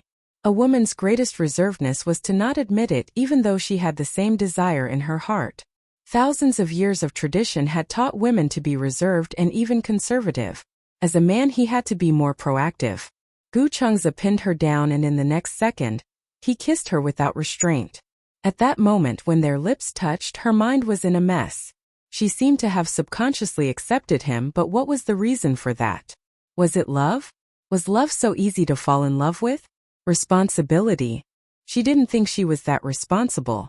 That was repay him? To repay his kindness? He saved her from the abyss of suffering and gave her a warm home. With this thought in mind, she didn't resist him that much. Bai Sheng did not understand. For as long as she could remember, she didn't seem to have any close friends of the opposite sex. She had an inferiority complex and was antisocial.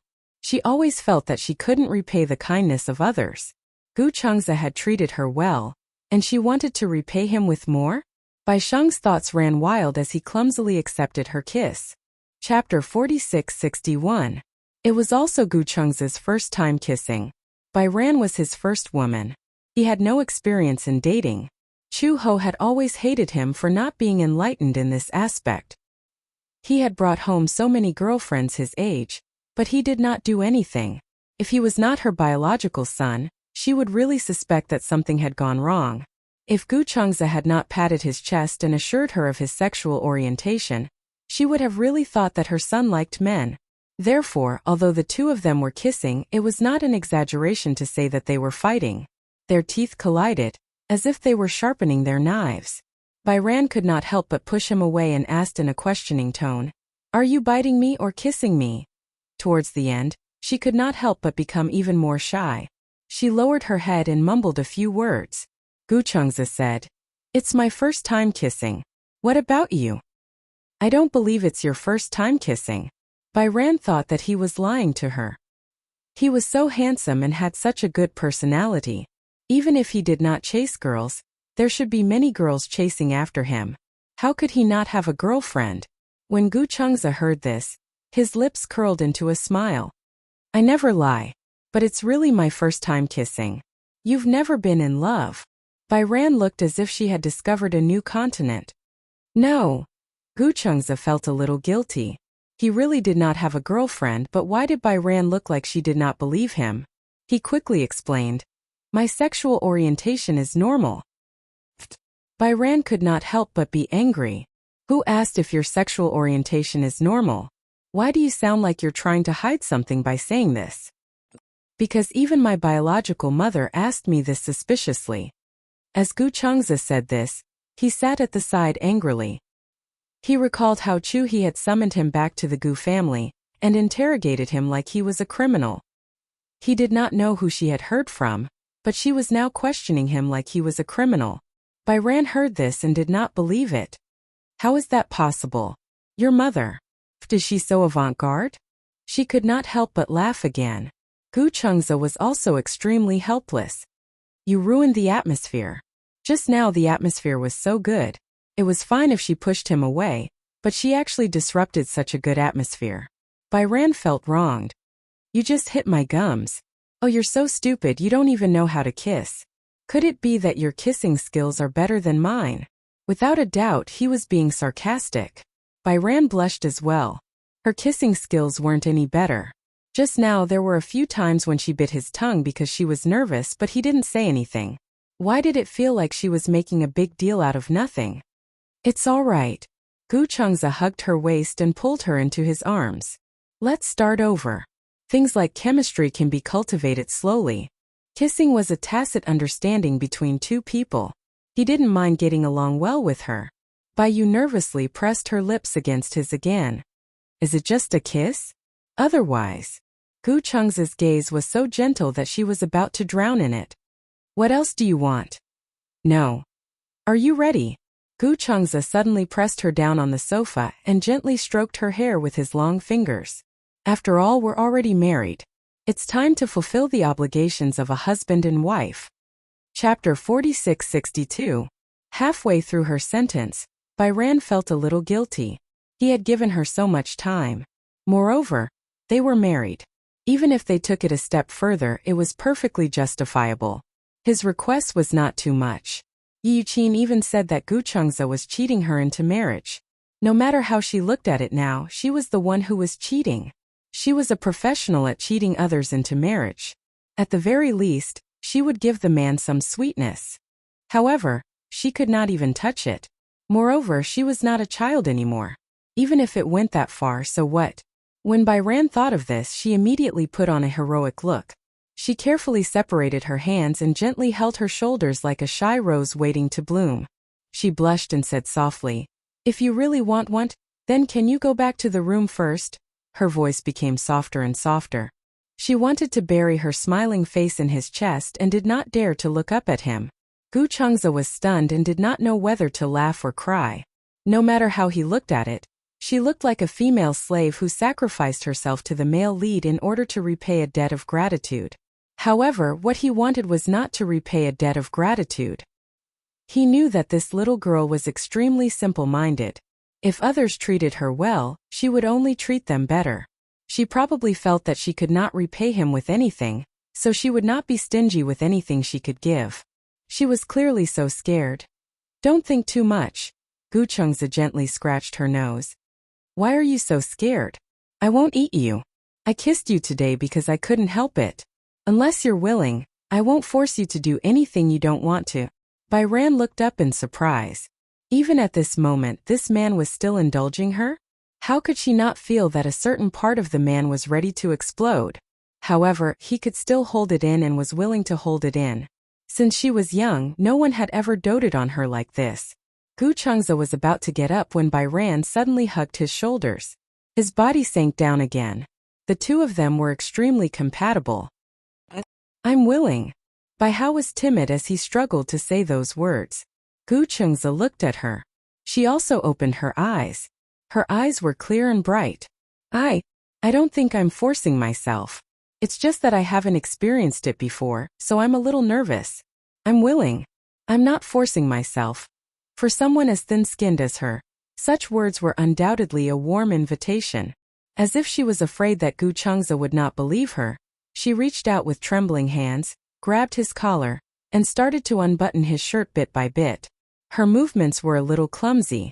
At first, she slipped on the first button because her fingertips were sweaty.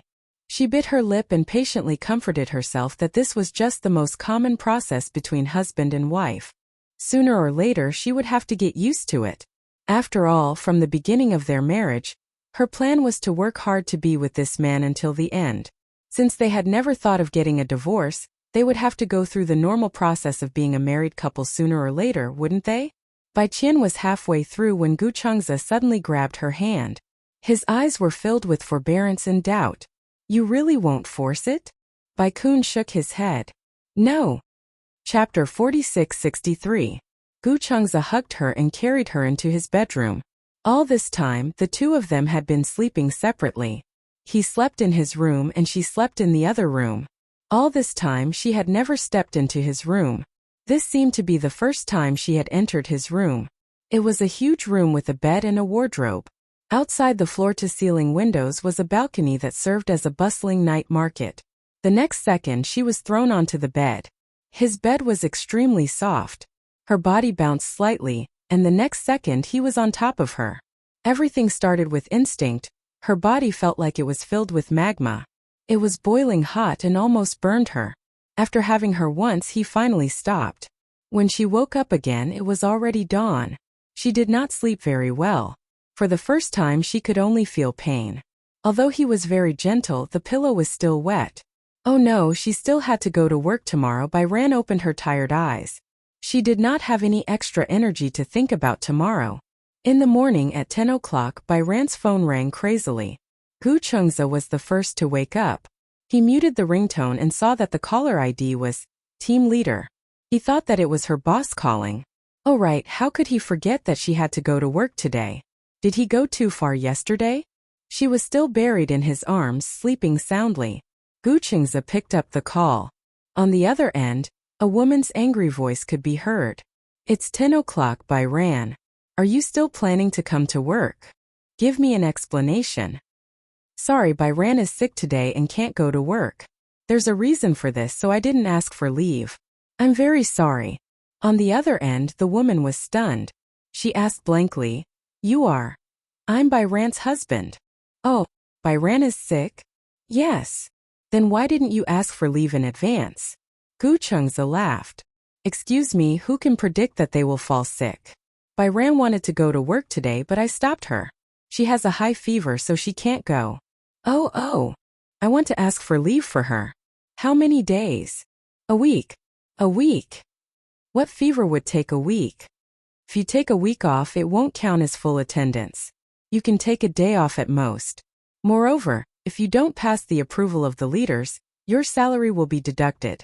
Deduct as much as you like. If he wasn't feeling well, he couldn't force himself to go to work. Is your company a vampire? As he spoke, Gu Chengze did not give her any face and hung up the phone. On the phone there were many alarms. The alarm went off, but neither of them woke up. Gu Chengze hung up the phone and put it under the pillow. He hugged her and went back to sleep. In the afternoon, Baihao slowly woke up. As soon as he opened his eyes, he felt a tearing pain in his thigh. Although it didn't feel like being run over by a heavy truck, it was still a tearing pain. With just a slight movement, his nerves felt as if they were sealed by cement, sore and swollen. Byran grimaced in pain. Suddenly, he thought of something and immediately fumbled for his phone under the pillow. When he reached for his phone, he realized that the screen was black. Out of power? She pressed the power button suspiciously, and the phone lit up. However, when it finally turned on, she looked at the time and felt uncomfortable. Chapter 46-64. Without realizing it, she had already slept so late?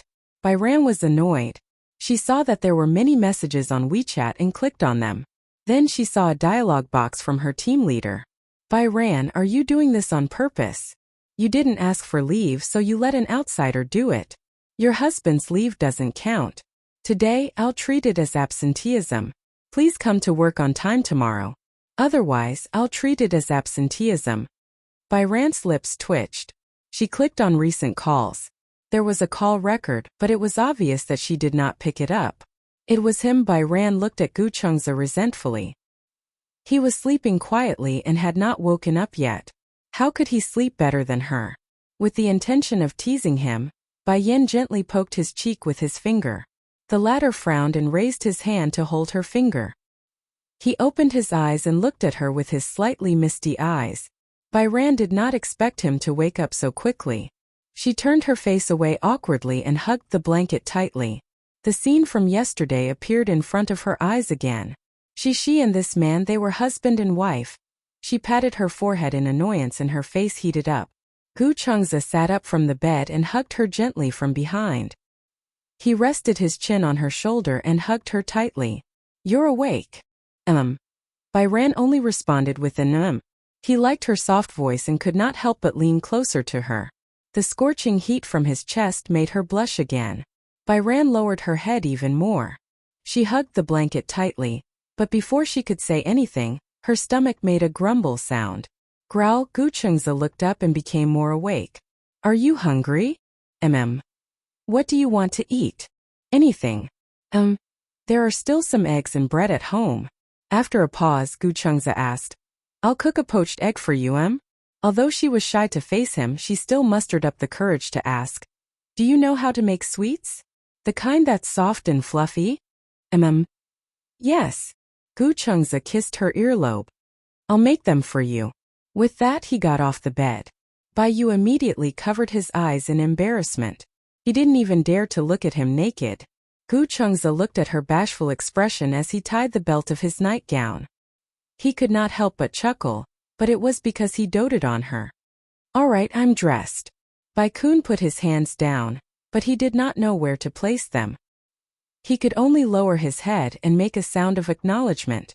The redness on his face had already spread to the base of his neck. Gu Chengzi entered the kitchen. Even though he was quite a distance away from the kitchen, when she heard the sound of the kitchen hood being turned on, she could imagine Gu Chengzi in a bathrobe cooking elegantly in the kitchen. Her heart was filled with warmth. However, what exactly did he say to the team leader that made her so angry? The team leader was already going through menopause. He also knew that he had said something that had angered her. He felt that she would definitely be severely criticized when she went to work. It's done. Half an hour later, Gu Chengzi personally brought the poached eggs in. How could he not understand her embarrassment? His legs must be so sore. He set up the table on the bed and placed the bowl and chopsticks in front of her. Chapter 46-65. Stop messing around. Get out of bed and walk around. Just eat on the bed. Bai Yan was even more embarrassed. Somehow, she felt that there was a hint of playfulness in his tone, as if he had seen through some of her embarrassment. Could it be that this man knew that her legs were sore and swollen, so he didn't want her to get out of bed? What's wrong? Gu Chengzi sat on the edge of the bed and looked at her.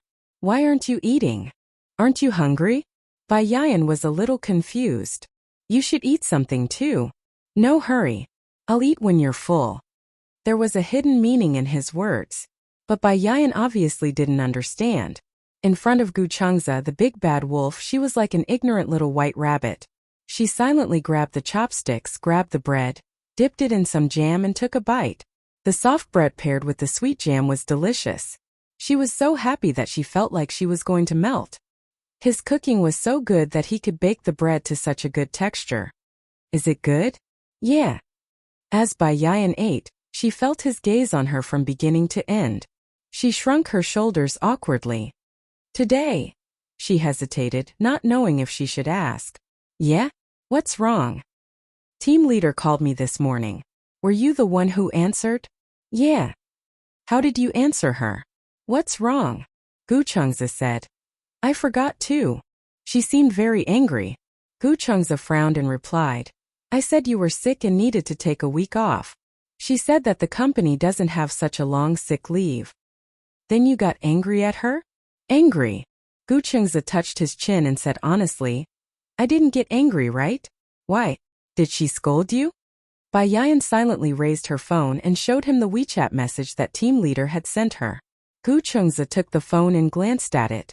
Team leader's message. Bai Yan, did you do it on purpose? You didn't ask for leave, so you let an outsider do it. Your husband's leave doesn't count. Today you'll be punished as absenteeism. Please come to work on time tomorrow. Otherwise, you'll be punished as absenteeism. Absenteeism?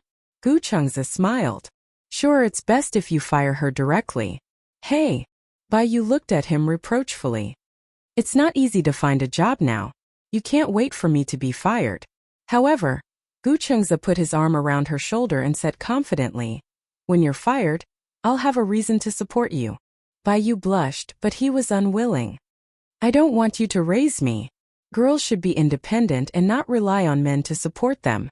Do you often read chicken soup articles on WeChat? Huh. For example, men are unreliable. Women only have a few years of youth, and they should be used to fight and struggle. Youth alone can't tie down a man's heart. When a person's pearls turn yellow, they will have no value. In the end, women who rely on men for a living will be eliminated by society. Oh, how did he know? She had indeed read such chicken soup stories before. Gu Chengze raised his brows unhappily.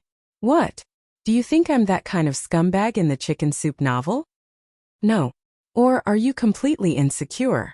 Sense of security. Bai Yin nodded hesitantly. She really didn't feel safe. He always felt that he was the only one who could be relied on. Chapter 46-66. If I remember correctly, you work at a design company. Yes. What's the nature of your job?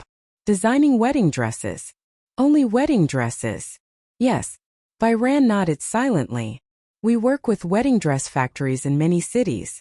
Their wedding dresses are all from our designs. Actually, we call it a company, but it's more like a studio. She sighed and said, actually, my dream doesn't only involve the wedding dress. I want to be an outstanding fashion designer, not just designing wedding dresses. It was not that it was too boring, but she felt that her talent was useless. Bai Ran was a girl with low self-esteem and a little pride, and her design talent was what she was proud of.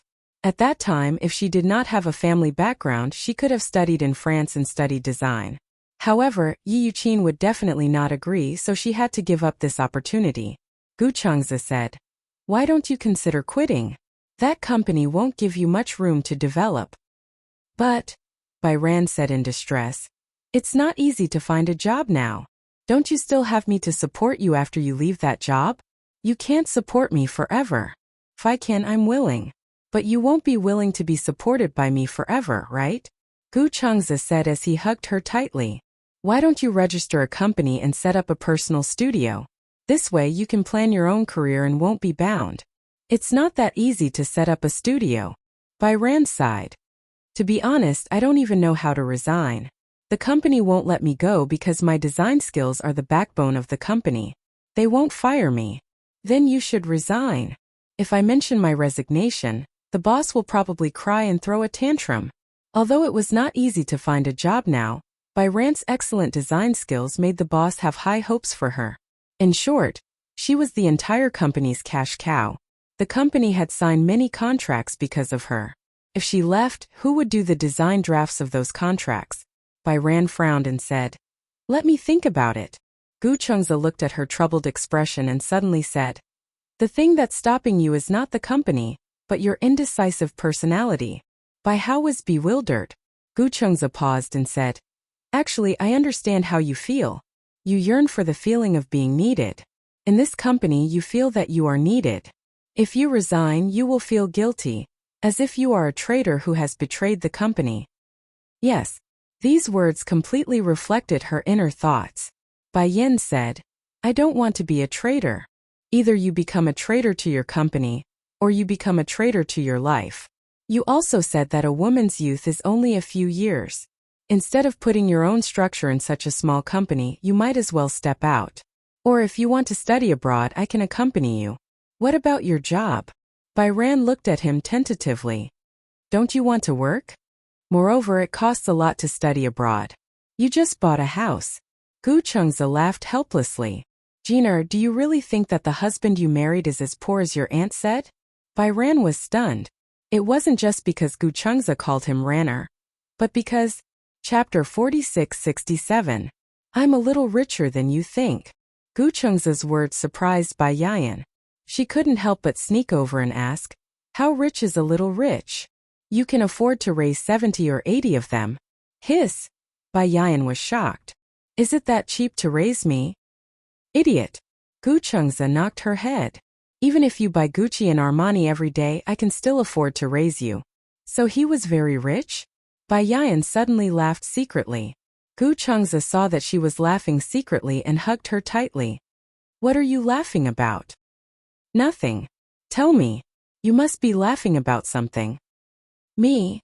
Bai Yan pursed her lips and said, I'm laughing. At least I don't have to worry about starvation when I'm with you. Why are you so useless?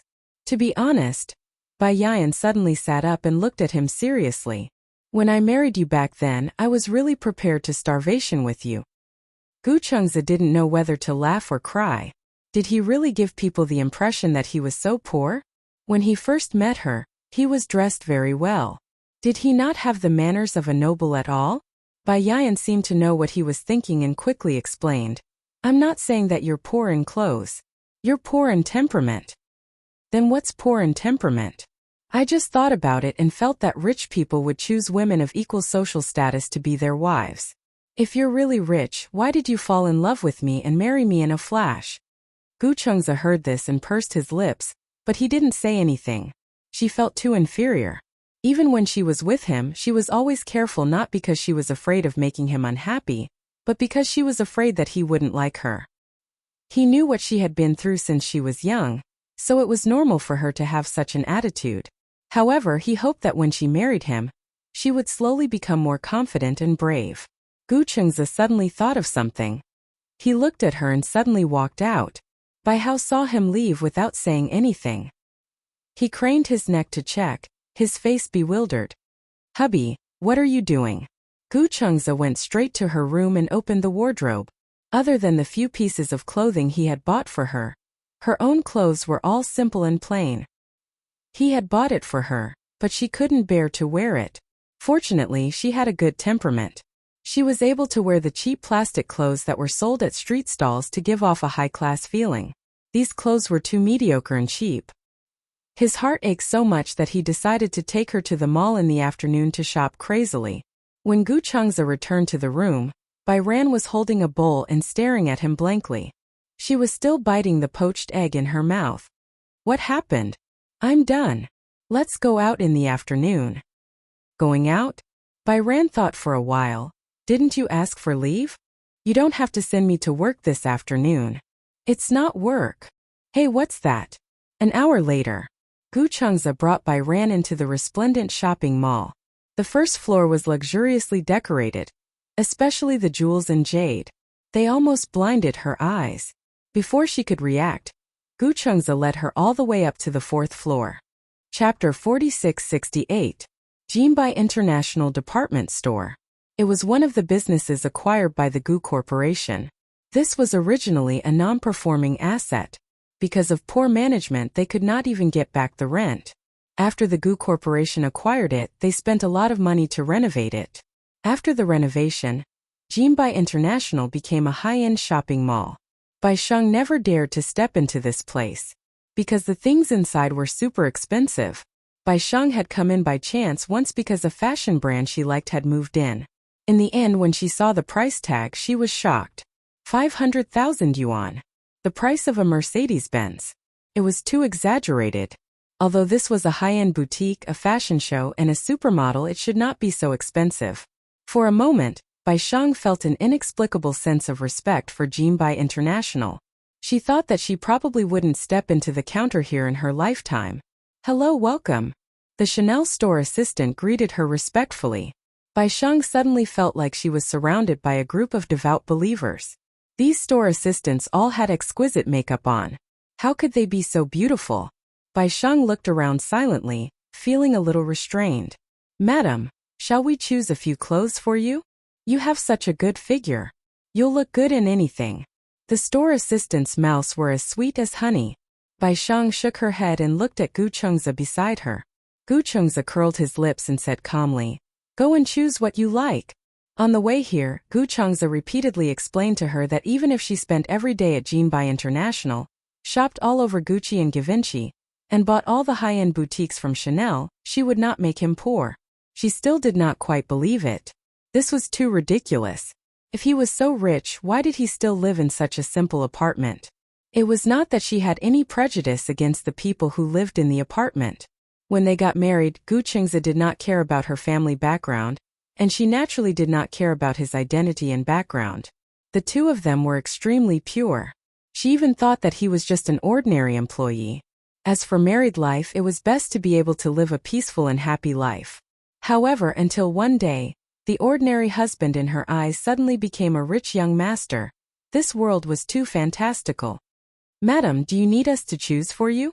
The store assistant was still asking eagerly. She smiled and said, No need, thank you. I'll pick it myself. She was a designer, and no designer knew how to match clothes better than her. Bai Sheng walked to the rows of wardrobes. He liked the style of these clothes very much. She saw a goose yellow woolen coat. The style was not bad and the pattern was the one she liked. Most importantly, she knew what style of clothes suited her best. Therefore, she pointed at the coat and said to the shop assistant, "I want to try this on. Can I?" "Of course. Wait a moment, we'll get it for you." The shop assistant immediately instructed the assistant to carefully remove the clothes. He muttered in his heart, "Evil rich people." The truly rich people didn't go in and out of Jinbai International 7 times a week. Instead, they went into the counter and never looked at the price tag. Actually, they had misunderstood Bai Sheng. It wasn't that she didn't want to look, but she didn't know where to look. It wasn't until she took the clothes and entered the fitting room that she saw the price tag that she gasped. Chapter 4669. Bai Ran thought that the clothes would be expensive, but she didn't expect it to be so expensive. Moreover, she knew that the really expensive clothes wouldn't have a price tag. Usually, there would be limited edition clothes in the store. The more expensive the clothes, the less they would have a price tag. Because there was no price tag, the highest bidder would get it. Bai Ran stuck out her tongue. Since Gu Changza dared to bring her here, it meant that the price was within his expectations. Actually, Bai Ran wasn't picky about what she wore. However, since Gu Changza had threatened and tempted her to buy clothes, she might as well try it on. After Bai Ran tried on the clothes, she walked out and walked in front of Gu Changza. She showed it to him. "How is it?" After Gu Changza's gaze fell on her, he couldn't look away. It was beautiful. So beautiful that he couldn't look away. He saw the clothes the moment he walked in, but it wasn't so beautiful that it stunned him. It was just a feeling. The quality was good and it had a sense of design. That was all. However, when she wore it, it was so beautiful that it stood out. This was probably the so-called human shirt, right? She looked especially good in it, but it wasn't to the extent that the clothes completely stole her attention. Some clothes were really beautiful. They were so beautiful that ordinary people only noticed the color and style of the clothes at first glance. They often ignored the person's appearance. The person's limelight was completely overshadowed by the clothes. This was why some people said that some people couldn't hold up to this kind of clothes. This was also why the clothes worn by some supermodels were so beautiful, but when they wore them, they either didn't look good or completely stole the attention. Bai Ran wasn't very tall. At least, she wasn't as tall as a supermodel. However, this style made her look slender and graceful. Most importantly, her body proportions were better. A 9-headed body, the golden ratio. Let's look at other styles. Gu Changza suddenly blurted out this sentence. Bai Ran was a little disappointed. "Is it because I don't look good in this? How can that be?" Gu Changza smiled. "You're a designer. You know how to match. The clothes you match will definitely look good. I'm just showing you something else. What about this one? Pack it up." Bai Ran was very curious. Why didn't he ask about the price? 99999. Close to 100,000 yuan for a piece. Poverty really limited her imagination. Bai Yu looked around again and picked out 2 dresses from Little Fragrance Breeze. She took them to the fitting room. In the end, under Gu Changza's instigation and connivance, Bai Ran was also blinded by greed. He chopped off his hands and squandered his money in various ways. When they reached the 5th floor, Bai Ran thought that she wouldn't be interested in branded bags like Hermes, Louis Vuitton, or Gucci. It was only when she touched the real bag that she realized how much she had. What? Nothing. No. It turned out that Bao Bao could cure all kinds of diseases for women. Especially for a designer like Bai Ran. He liked beautiful things at first sight.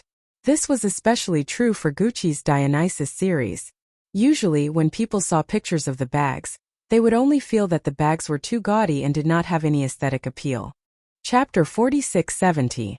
At first, when the shop assistant took the bag out, she was a little afraid to touch it because she saw how careful the shop assistant was when taking the bag out.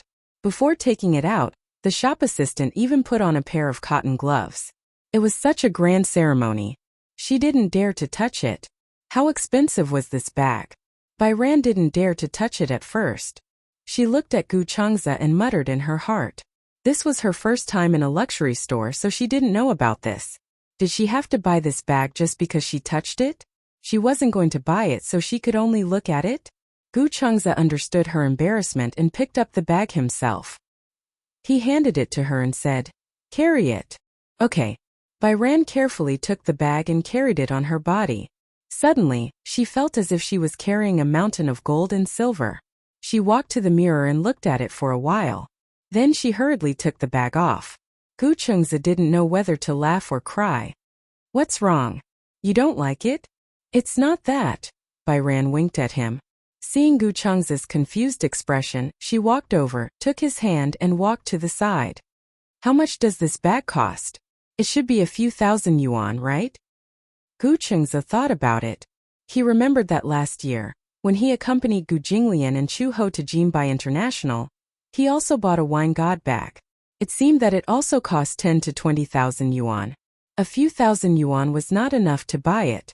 However, in his mind, a few thousand was equivalent to tens of thousands. Seemed to be more or less the same. Thus Gu Chengza nodded. More or less. It's so expensive. However, she wasn't that surprised to know that a bag cost a few thousand yuan. Perhaps it was because she had the Chanel clothes that cost tens of thousands, so when she saw a Gucci bag that cost a few thousand yuan, she felt that it wasn't too expensive. Although it was beyond her spending range, but it was still cheaper than the clothes that cost tens of thousands. Bai Ran patted her chest. No wonder the shop assistant had to wear gloves when they passed the bag to her. Maybe it was because the quality wasn't good? Suddenly, many guesses appeared in her mind. Just as Bai Ran was thinking about it, Gu Chengza had already taken the bag that she had taken a fancy to. When the shop assistant was checking the bag for Gu Chengza, Bai Ran walked over and was shocked. "You bought it?" "Yes. I didn't say I wanted it. I think you look good with it on your back." Gu Chengza smiled. "It's not expensive anyway. Only 15,000. It was indeed not expensive. Bai Hao nodded in a daze. He glanced at the other bag and was deeply attracted by it. A pink bamboo bag from Gucci was placed in the most eye-catching position. Because she especially liked pink, she couldn't help but take a few more glances. Gu Chengza noticed that she was staring at the bag, so he said to the salesperson, "Swipe the credit card for that bag too." "Ah." Bai Sheng was nervous for a moment. He tugged at his sleeve and said worriedly, "What are you doing? I didn't say I wanted it." Gu Chengza said righteously, "But you like it." Bai Sheng looked defeated. "I didn't say I liked it. Why do you keep staring at it if you don't like it?" As he spoke, Gu Chengza pinched her nose affectionately. "Your eyes have already betrayed you." Chapter 46-71. Bai Sheng didn't say anything. She didn't dare to let her gaze wander around. She didn't want this man to buy it again if she saw any bag. Gu Chengza looked at her and found it funny. This girl had probably lived a hard life and was afraid of being poor. He saw that she was clearly interested in the bag, but she only looked at it and did not even dare to touch it. Did he have to buy it just because she touched it? He didn't buy it because he saw her touch it. What really made him decide to buy it was the longing and love in her eyes. He knew that she wouldn't have the nerve to ask him to buy a bag. After all, this bag was not cheap. She was so sensible and considerate. She would not be willing to part with it. However, he was willing to part with it. One bag, two bags were only tens of thousands of dollars. Even $1,000 could not buy her happiness. This was not to make up for anything. Instead, he was using limited money to buy something she liked. The value of this was not something that could be measured by tens of thousands of dollars. If he was short of money, he might have some reservations about buying a bag. However, Gu Chengza was not short of money. Not to mention a few bags, he would buy dozens or hundreds of them. As long as she was happy. When Gu Chengza held Bai Sheng's hand and walked around, Bai Sheng still had a lingering fear. She did not know how much she had bought because the bag she bought had been sent home. Therefore, she had no idea how much she had bought. "Did we buy a lot?" Gu Chengza glanced at her and said honestly, "I don't mind buying a little more. It would be best if we could fill up the entire walk-in closet." The walk-in closet in the apartment was very big. However, Gu Chengza's clothes only took up a small space. His clothes were very simple. Most of them were of the same style. This was because he did not like to waste time and energy buying clothes. If Chu Ho had not reminded him to always wear the same style of clothes, people would inevitably think that he did not change his clothes. Therefore, when Gu Chengze bought clothes, he chose a few more styles and took turns to wear them. Her clothes did not take up a lot of space. In fact, they only took up one closet throughout the year. This was including the clothes he bought for her. As a husband, how could he not feel sorry for his wife? That cloakroom is already very big, so you should buy more. Don't always look empty. What if it's full? What if we buy it next time? You should at least leave some space. Bai Yin sighed. Gu Chengze indulged her too much. If this went on, would she become arrogant because she was pampered? However, Gu Chengze felt that it would be best to spoil her until she had a princess syndrome. The happiest thing for a woman was to be pampered like a princess by a man. Alright, don't buy anymore. Bai Ran said, don't buy clothes and bags. I've bought enough today. Come back next time. Gu Chengze looked at her. Why? You look so scared. Are you afraid that I'll go bankrupt? Bai Hao said firmly, even if you go bankrupt, I'll pay for it with you. What am I afraid of? Gu Chengze's heart warmed. He knew that her words were definitely not just for show. She could definitely do it. Through thick and thin. Gu Chengze patted her head. It's done. I won't buy it, but I won't buy the bag and clothes. There's one thing I have to buy. Bai Hao was intrigued. What is it? Chapter 4672. 5 minutes later. Gu Chengze brought Bai Yan to the Cartier counter. It was only when Bai Yan saw the diamond rings and necklaces displayed in the counter that she suddenly realized what this man meant by having to buy something that he had no choice but to buy. A ring. Bai Yan was a little surprised. Actually, she was different from ordinary girls. She liked clothes more. Perhaps she was a fashion major, so she was more sensitive and liked fashion. As for diamonds, she didn't like them that much. However, a diamond ring meant something different to her. To her, this was a kind of token. The shop assistant welcomed them warmly. Good afternoon, sir, madam. Are you here to choose a diamond ring? Yes. May I ask if you are looking for an engagement ring or a wedding ring? Gu Chengze glanced at Bai Yan and said, an engagement ring. A wedding ring. Bai Yan said, we're already married. Let's just buy a wedding ring. The shop assistant began to introduce enthusiastically. May I ask what the budget price is? I can introduce it to you. No need. Gu Chengze said. Let her choose for herself. Okay. The shop assistant stood in front of the counter and looked at Bai Yan with a smile. Bai Yan looked at the various styles of diamond rings displayed in the display cabinet. At a glance, they were all dazzling. In addition, the lights in jewelry counters like this were especially bright. For a moment, she felt dazzled. Actually, it doesn't matter what I wear. Gu Chengze took a fancy to a diamond ring that was placed in the most eye-catching position. The diamond was especially big, about a carat in size. He pointed at the diamond ring and said to the shop assistant, is it convenient for me to take a look at this design? Of course it's convenient. As the shop assistant spoke, she skillfully put on velvet gloves and carefully took out the diamond ring. Bai Yan saw the diamond ring and immediately said, I don't like it very much. What's wrong? The shop assistant was also a little surprised. This diamond ring's design is very unique. Also, the diamond's clarity is very high. It's too big. Too big. This was the first time the shop assistant had seen a woman say that a diamond was too big. After all, the bigger the diamond, the more capital it was to show off. Unless, of course, she was poor. Only the poor would dislike a diamond that was too big. After all, you get what you pay for. The bigger the diamond, the more expensive it would be. The shop assistant immediately looked disappointed. Seeing the man's good temperament, she thought that she had welcomed a big client. Gu Chengze laughed.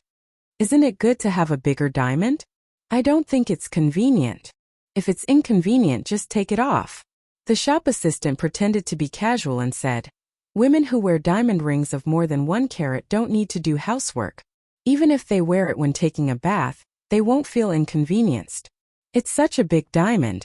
It's easy to get caught when you're wearing clothes. Then take it off first and put it on after you put on your clothes. But Bai Ran didn't realize that the clerk had changed her attitude. She said quietly, since the diamond ring is a token of marriage, I've never thought of taking it off since I put it on. Gu Chengze looked at her silently. Chapter 4673. Once the ring was put on, she would never take it off again. For some reason, Gu Chengze felt comforted when he heard this. Perhaps this was the feeling of happiness. There was a woman who was willing to put on a diamond ring for him and never take it off. Indeed, this was the meaning of a diamond ring. The diamond did not need a huge carat. The design was new and easy to wear. That was enough. Thinking of this, Gu Chengze said to the salesperson, "No need for a ring holder. It's best if the diamond is inlaid. Do you have it?" Yes. The salesperson knew that this business was not going to be a big one, so her service attitude was much lower. She scanned the counter perfunctorily and said in a dispirited voice, "However, there aren't many of these designs. Also, such rings don't have any special meaning. Usually rings have ring holders. Not only do they look good, but they also have a special meaning." As the salesperson spoke, the store manager walked over from behind. When she saw Gu Chengze, she was shocked and immediately walked over fearfully. "Gu. Sure." Gu Chengze knew that the store manager recognized him. He shushed her and signaled for her not to make a fuss. The store manager pursed her lips and did not say, "Mr. Gu, why are you here?" In the end, the salesperson saw that the store manager had arrived and immediately became enthusiastic. "Store manager, you're back." "Yes." The store manager saw that Gu Chengze had a woman with him and frowned as if she had guessed something. "This, sir, are you bringing your girlfriend to choose a diamond ring?" Gu Chengze heard this and corrected her seriously. "Not my girlfriend, my wife." Wife Bai Yong heard this and felt an inexplicable warmth in her heart. His serious tone made it seem like she was not allowed to make any mistakes as Mrs. Gu. This was his affirmation of her. "Wife?" The store manager heard this and looked at Bai Yong enviously. This woman was so lucky to be able to marry Gu Chengze. Jinbai International was owned by the Gu Corporation. Gu Chengze was the eldest son of the Gu family and one of the future heirs of the Gu Corporation. Although Gu Jinglian was very strict with the selection of heirs, the Gu family had so many businesses that there might be more than one heir. Therefore, the store manager was especially respectful of Gu Chengze. After all, he was one of the future heirs, so she had to be respectful. "What kind of design do you like? If you like it, you can try it on." It wouldn't matter if he just took it away. Gu Chengze suddenly took a fancy to a ring.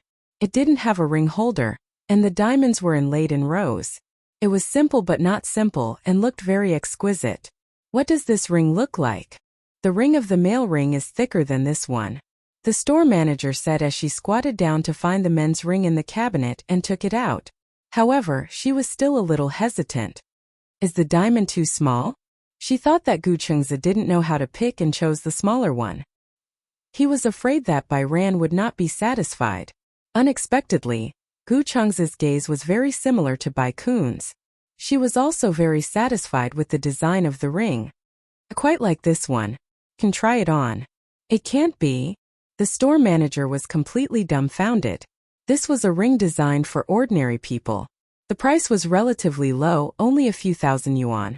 To Gu Chengze, a low price of a few thousand yuan was too low class. Chapter 4674. "No, I think this design looks pretty good on me." In fact, Bai Ran was not worried about money. Instead, she felt that love and marriage did not need an expensive diamond ring to prove it. This was just a keepsake, so there was no need to put the cart before the horse. Only then did the store manager understand her intentions. Bai Ran had repeatedly emphasized that she really liked this diamond ring and did not care about its value. Hence, he carefully took it out for her. Bai Ran tried it on. Her fingers were relatively slender.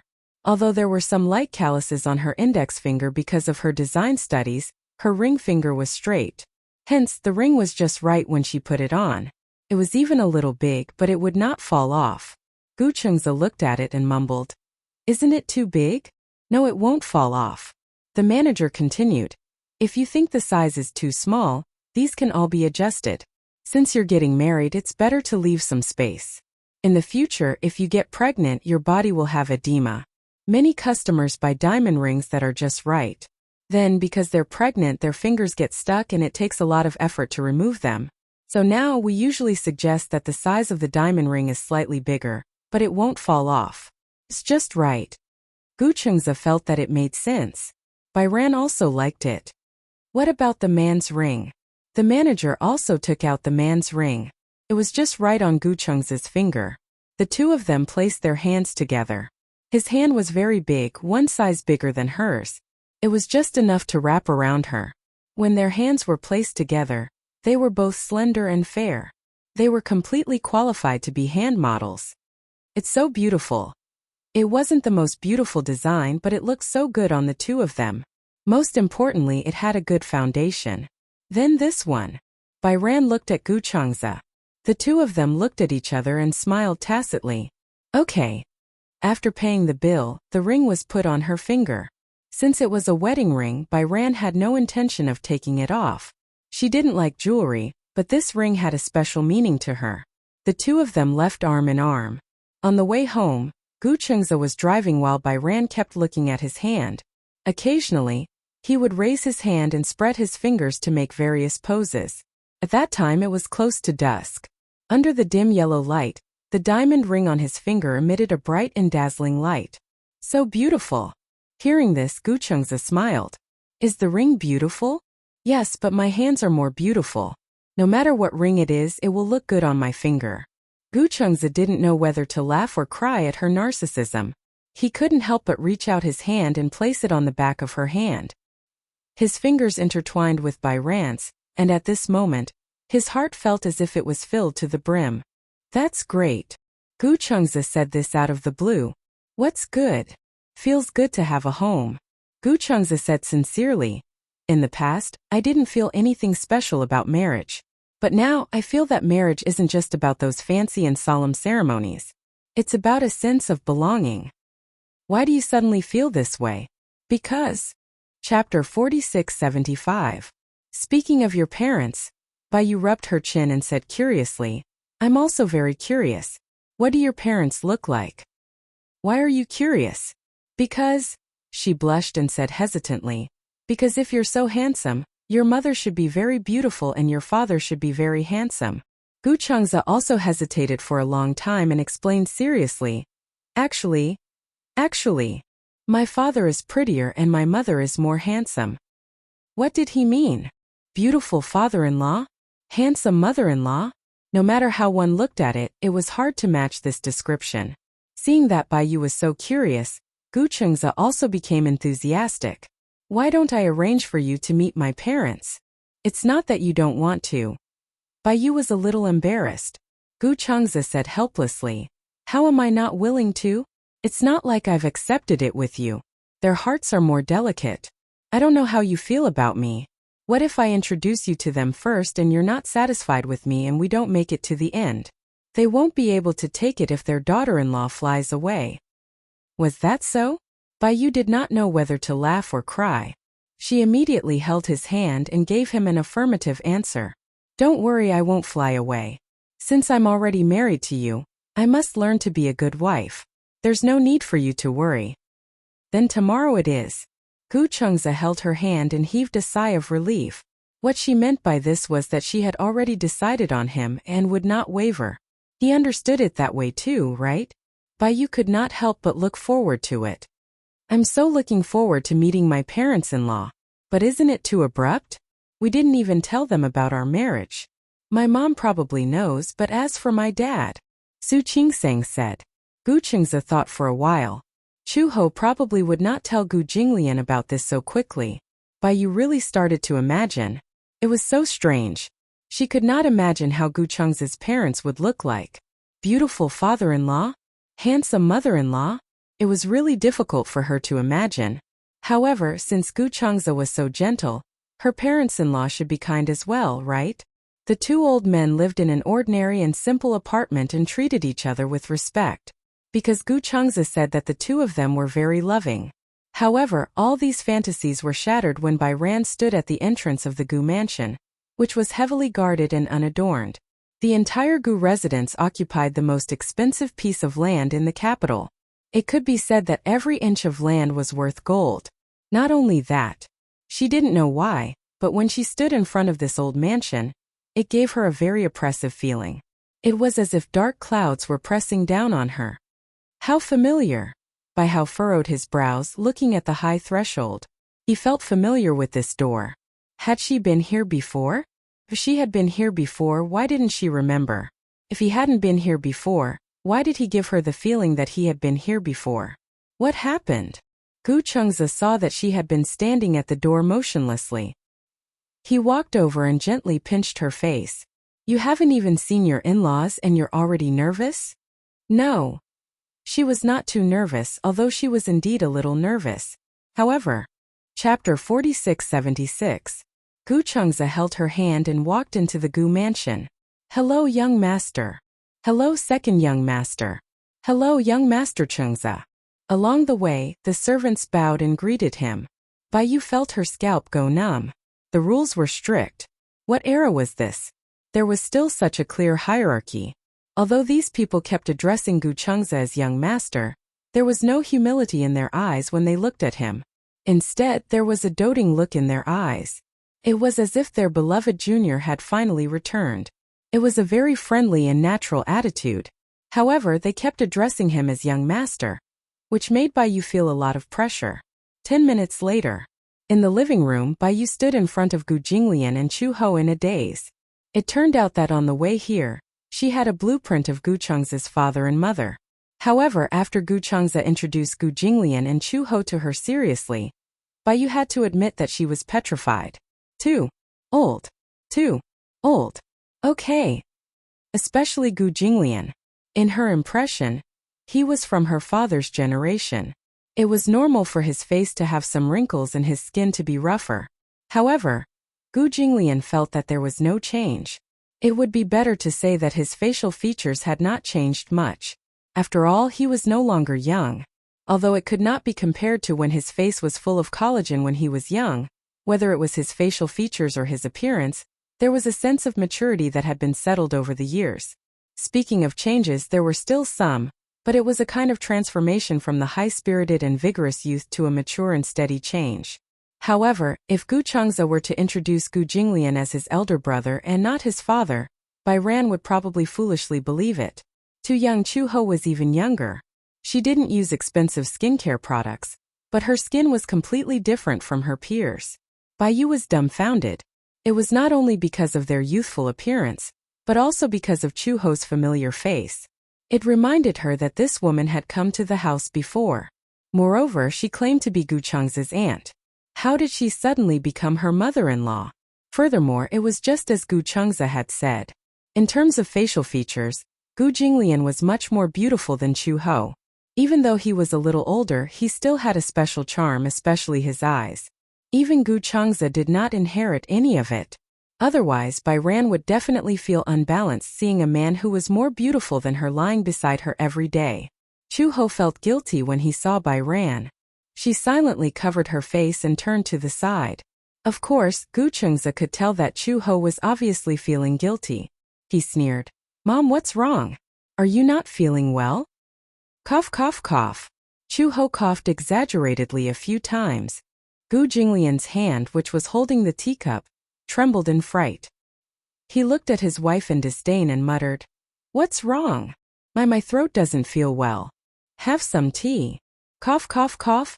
Chu Ho coughed again. Gu Chengza held back his laughter and looked at Bai Ran, who had been stunned for a long time. He gently bumped her shoulder and asked, Is your throat not feeling well too? No. Chapter 4677. Uncle? Auntie? Gu Chengza was amused by her silly cuteness. He reminded her, We're already married. Isn't it inappropriate to call them uncle and auntie? Then what should I call them? Father-in-law? No, Bai Yan had forgotten what those two titles meant. She was so anxious that her face turned red. She tried her best to think, but because of her nervousness she could not remember. Gu Jinglian was still calm. He reminded her in a low voice, Those two titles are father-in-law and mother-in-law. Chu Ho nudged him from the side. Don't talk with a straight face. What if you scare your daughter-in-law? Gu Jinglian glanced at her resentfully. Oh please. He was more nervous than she was, okay? Gu Jinglian also thought that since it was his daughter-in-law's first visit, he should have a proper attitude. At least, he should not appear too cold. However, he should still have a basic level of stability. In the end, with this stability, his authority as the head of the Gu family was uncontrollably revealed. Aura was a very mysterious thing. Gu Chengze had been cultivating for so many years, but he could not cultivate Gu Jinglian's natural aura. He just sat there without smiling. Occasionally, when he raised his eyebrows slightly, it was incomparably sharp. Bai Yan was so frightened that she did not dare to speak carelessly. She even forgot how to speak. "Hello, father-in-law, mother-in-law." Bai Yan greeted them fearfully. Gu Jinglian drank his tea satisfactorily. Chu Ho clicked his tongue again. "Don't just drink your tea. Your daughter-in-law is calling you." Could she let him finish this mouthful of tea? Gu Jinglian glared at Chu Ho, who also glared back confidently. He admitted defeat. He cleared his throat and reached out to calm her down. "Don't be too nervous. You're making me nervous for nothing." Pfft. Perhaps because she was too nervous, Gu Jinglian's words seemed to soften her nerves. She couldn't help but laugh at Gu Jinglian's helpless tone.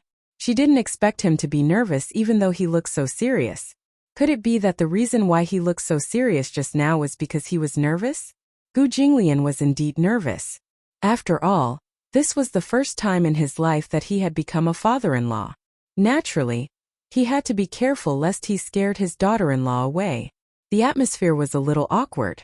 Gu Jinglian looked at Chu Ho looked at Gu Chengze. Gu Chengze looked at Bai Ran, and Bai Ran looked at Gu Jinglian timidly. The four of them suddenly cleared their throats in unison. Amazing! Gu Chengze broke out in a cold sweat.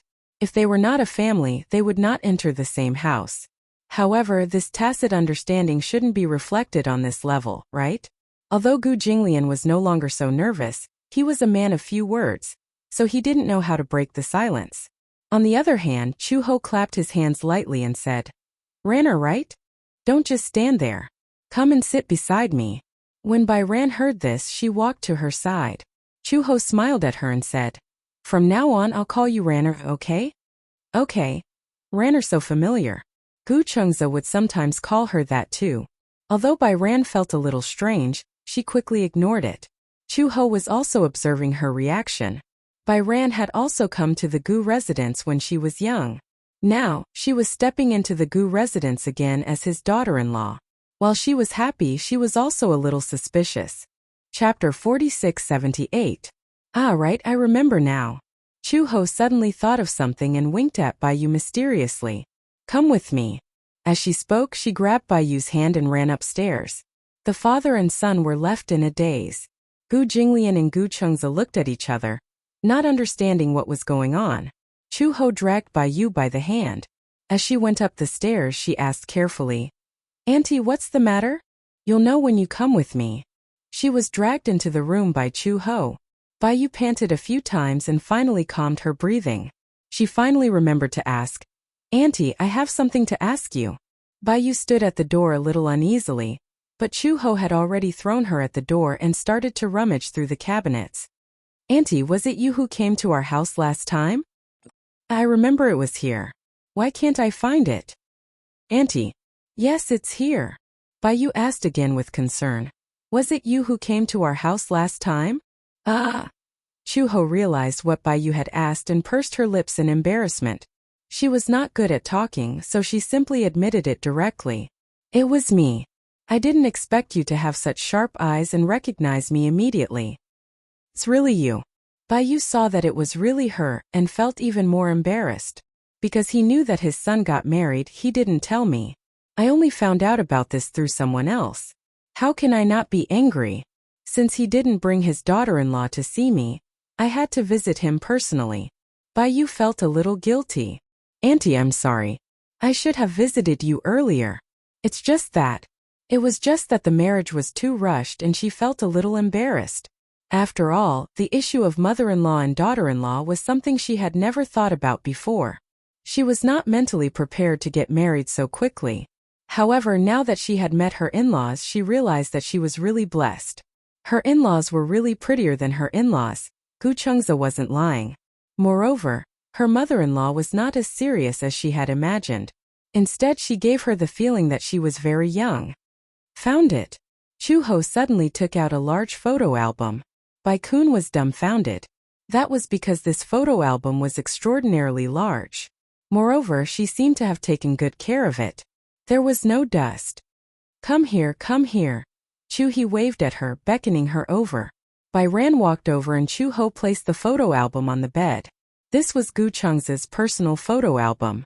Seeing that Bai Ran did not seem to recognize Gu Chengza, she thought that perhaps Gu Chengza's appearance had changed so much after he grew up that Bai Ran could not recognize him.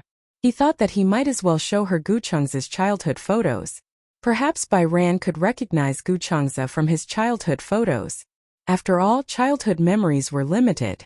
Not everyone could remember everything that happened when they were young so clearly.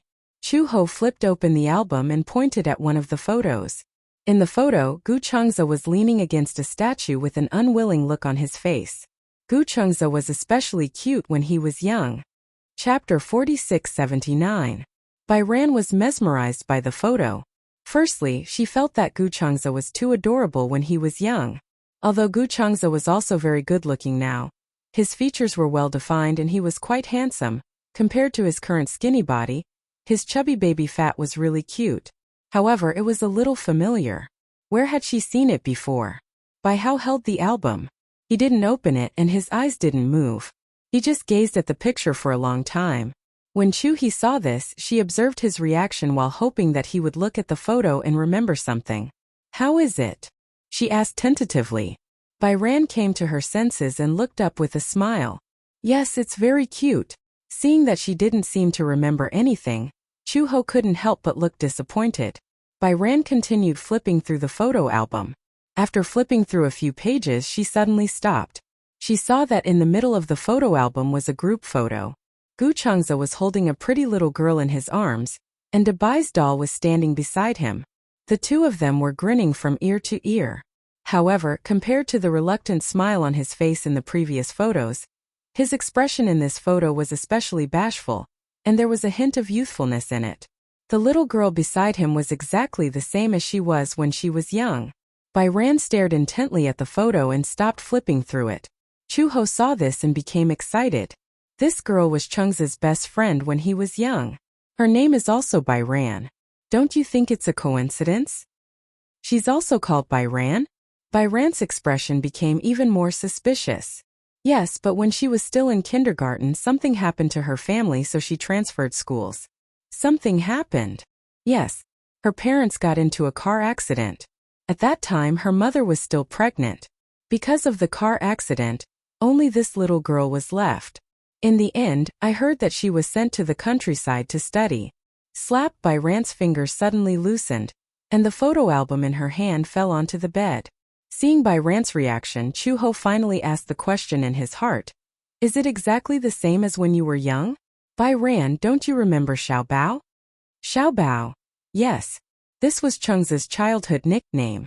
Ha ha ha, speaking of this nickname, it's really interesting. When Chengza was young, he liked me to call him Xiao Bao. However, when he entered junior high school, he strongly rejected this name. The little guy had matured and started to know how to save face. He kept complaining that this nickname was too silly. So from then on, I started calling him Chengza instead of Xiao Bao. White light dots flashed in Bai Hao's head when he heard the name. The memories of his youth were pieced together in bits and pieces. "You are Bai Yan, right?" Chu-ho smiled and asked. "Although I guessed it, I didn't dare to ask. Because Chengza has always remembered you, but you don't." Some people said that there were too many bad memories when they were young. People would selectively seal those memories and not remember them. Indeed, your childhood was very happy. But because of your parents' car accident, you must have a lot of bad memories when you were young. You don't want to remember them, right? Unknowingly, Bai Hao opened his eyes and a tear rolled down his cheek. She lowered her head awkwardly. "I remember now." She closed her eyes and finally dug out those fragmented fragments from the depths of her memory. Chapter 46-80. Chu-ho was stunned. "Fierce uncle. Achoo!" Gu Jinglian suddenly sneezed. He was feeding the parrot when the sudden sneeze scared the parrot so much that it jumped up and down on the pole. "There's a typhoon! There's a typhoon!" The parrot opened its beak and cried. Gu Jinglian glanced at it coldly. "What typhoon? I just sneezed." "This stupid bird. Speaking of which, why did it sneeze for no reason? Was someone criticizing him behind his back?" Gu Jinglian rubbed his nose and continued feeding the bird. "Ha ha ha ha. Chu-ho was laughing so hard that she couldn't straighten her back. Fierce uncle. So Uncle Jinglian is a fierce person in your memory? He looks very fierce and gives people a very cold feeling. Ha ha ha. Chu-ho was laughing so hard that tears were coming out of her eyes. She glanced at Byran helplessly and couldn't help but reach out to scratch her nose gently. Alright, don't cry anymore. This is a good thing. You've suffered a lot in the past, but now that you're married to Chengza, he won't let you suffer anymore. Chu-ho was coaxing her, but when she heard her words, she couldn't control her tears anymore. She had never expected to feel such warmth. It seemed that no one other than her father and mother had ever treated her so well. Chengza is really good to me, Byran said sadly, but I'm afraid that I'm not good enough and can't repay him. Your husband and wife. How can you use the word repay? Do you think marriage is about repaying a debt of gratitude? Chu-ho said helplessly. Ranner, I don't care how you were in the past. From now on, you don't have to be so humble.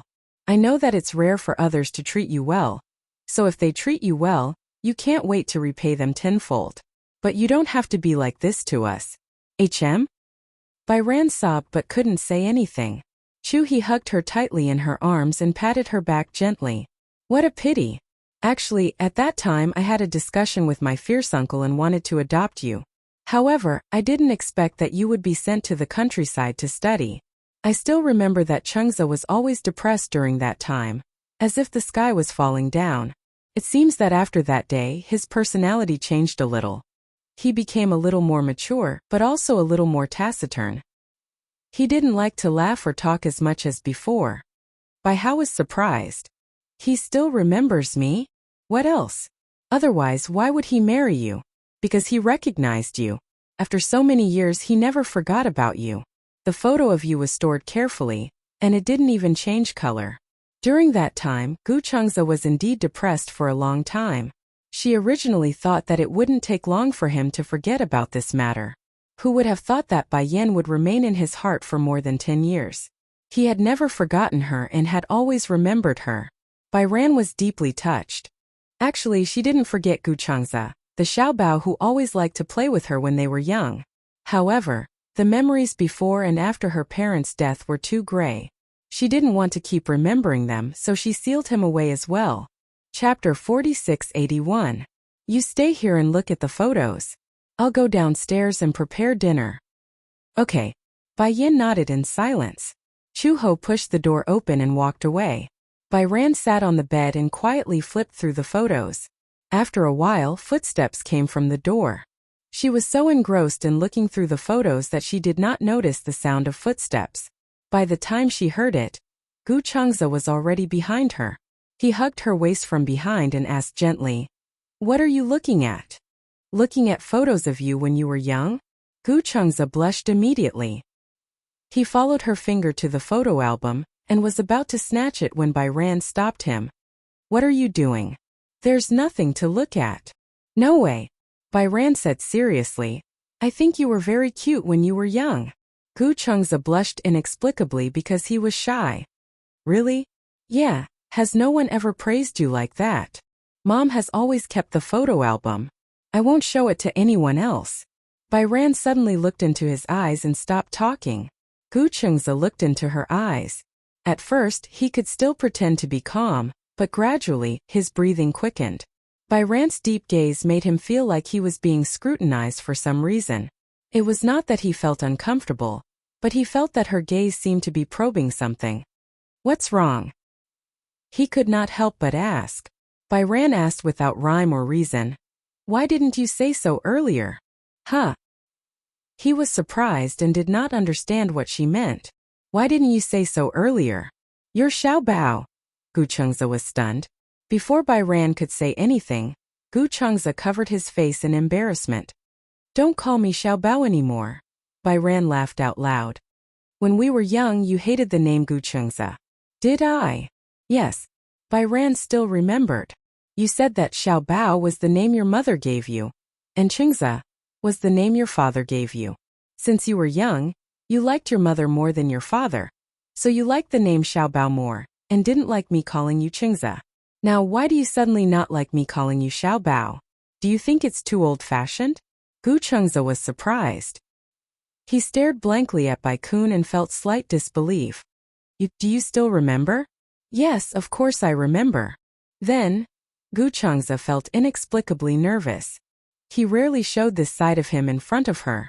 Carefully he asked her, "Will you regret it? Do you regret it because you remember that you're Xiao Bao?" "Yes." Bai Hao begrudgingly said. "If I regretted it, would I talk to you like that? Idiot." After finding out that he was little treasure when he was young, Bai Ran no longer had that strange sense of alienation towards Gu Changza. In an instant, she felt that this man had become intimate. When they were young, the two of them were close friends. When they grew up, this name gradually faded along with the painful memories. But now, when she remembered the intimate past when they were young, other than longing, she felt a sense of intimacy towards him. Chapter 4682. Why should I regret it? I've liked you since we were young. Bai Sheng's words made Gu Cheng's heart skip a beat. He had never thought that Bai Sheng had liked him since they were young. In his memory, Bai Sheng was an out-and-out goddess-like figure. When they were in kindergarten, the children didn't understand the love between adults at all. They did not know what love was, but they knew what liking was. There would also be such feelings of admiration between children. The greatest manifestation of admiration was that many boys were very willing to play with Bai Sheng. No matter how mischievous a boy was, as long as he stood in front of Bai Sheng, he would be shy, his hands would intertwine, and he would be bashful.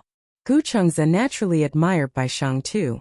Therefore, to him Bai Sheng was the most beautiful white moonlight in his heart. What was the white moonlight? Beautiful, yearning, but untouchable. However, when Bai Sheng told him that she liked him too, Gu Cheng's expression did not change, but his heart was like fireworks blooming. Bai Sheng looked at him like this, especially when she saw his slightly flushed handsome face. It was just like when Xiao Bao had just been transferred to the class when they were young. He stood on the podium with an awkward expression. He looked around with yearning and a hint of timidity in his eyes. At this moment, Bai Sheng took the initiative to walk forward and give him a big hug. At that time, Xiao Bao's face immediately turned red and he looked a little shy. Chu Ho walked down the stairs. When Gu Jinglian saw her, he immediately walked over with a gossipy expression. "What do you mean?" Chu Ho looked puzzled. "What do you mean?" Gu Jinglian asked seriously. "Is this considered the legendary meeting of the parents?" "Yes."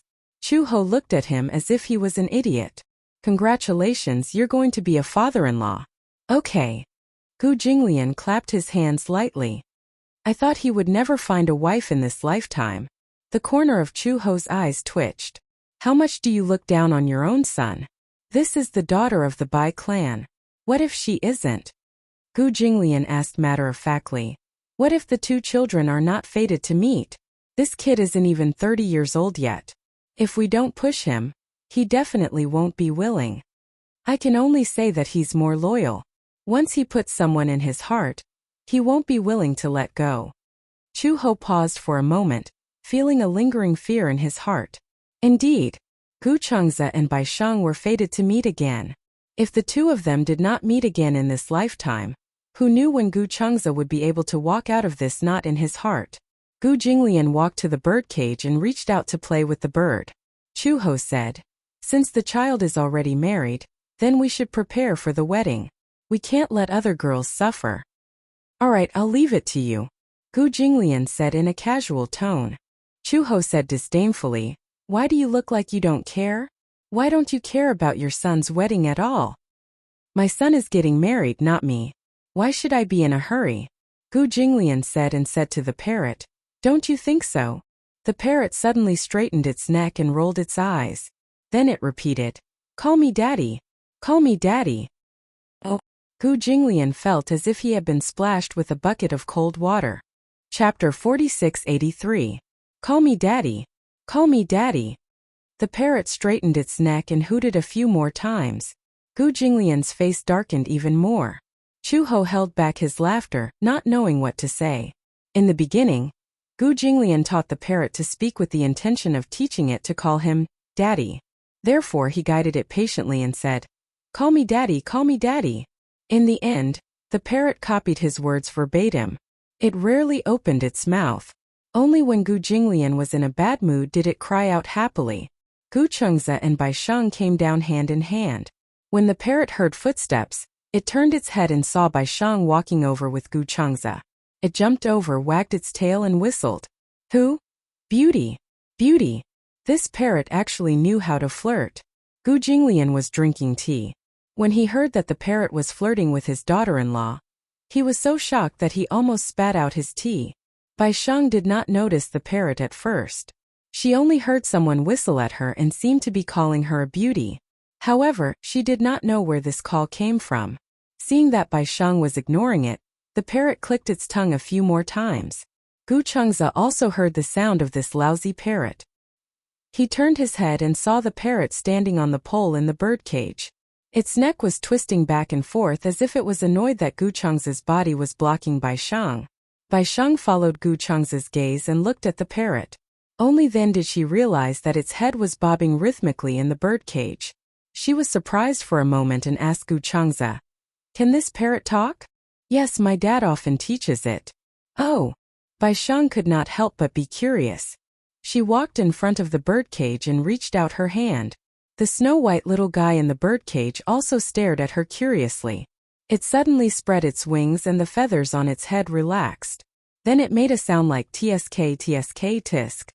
"Beauty, kiss me, kiss me." Uft. Bai Shang was amused by this parrot.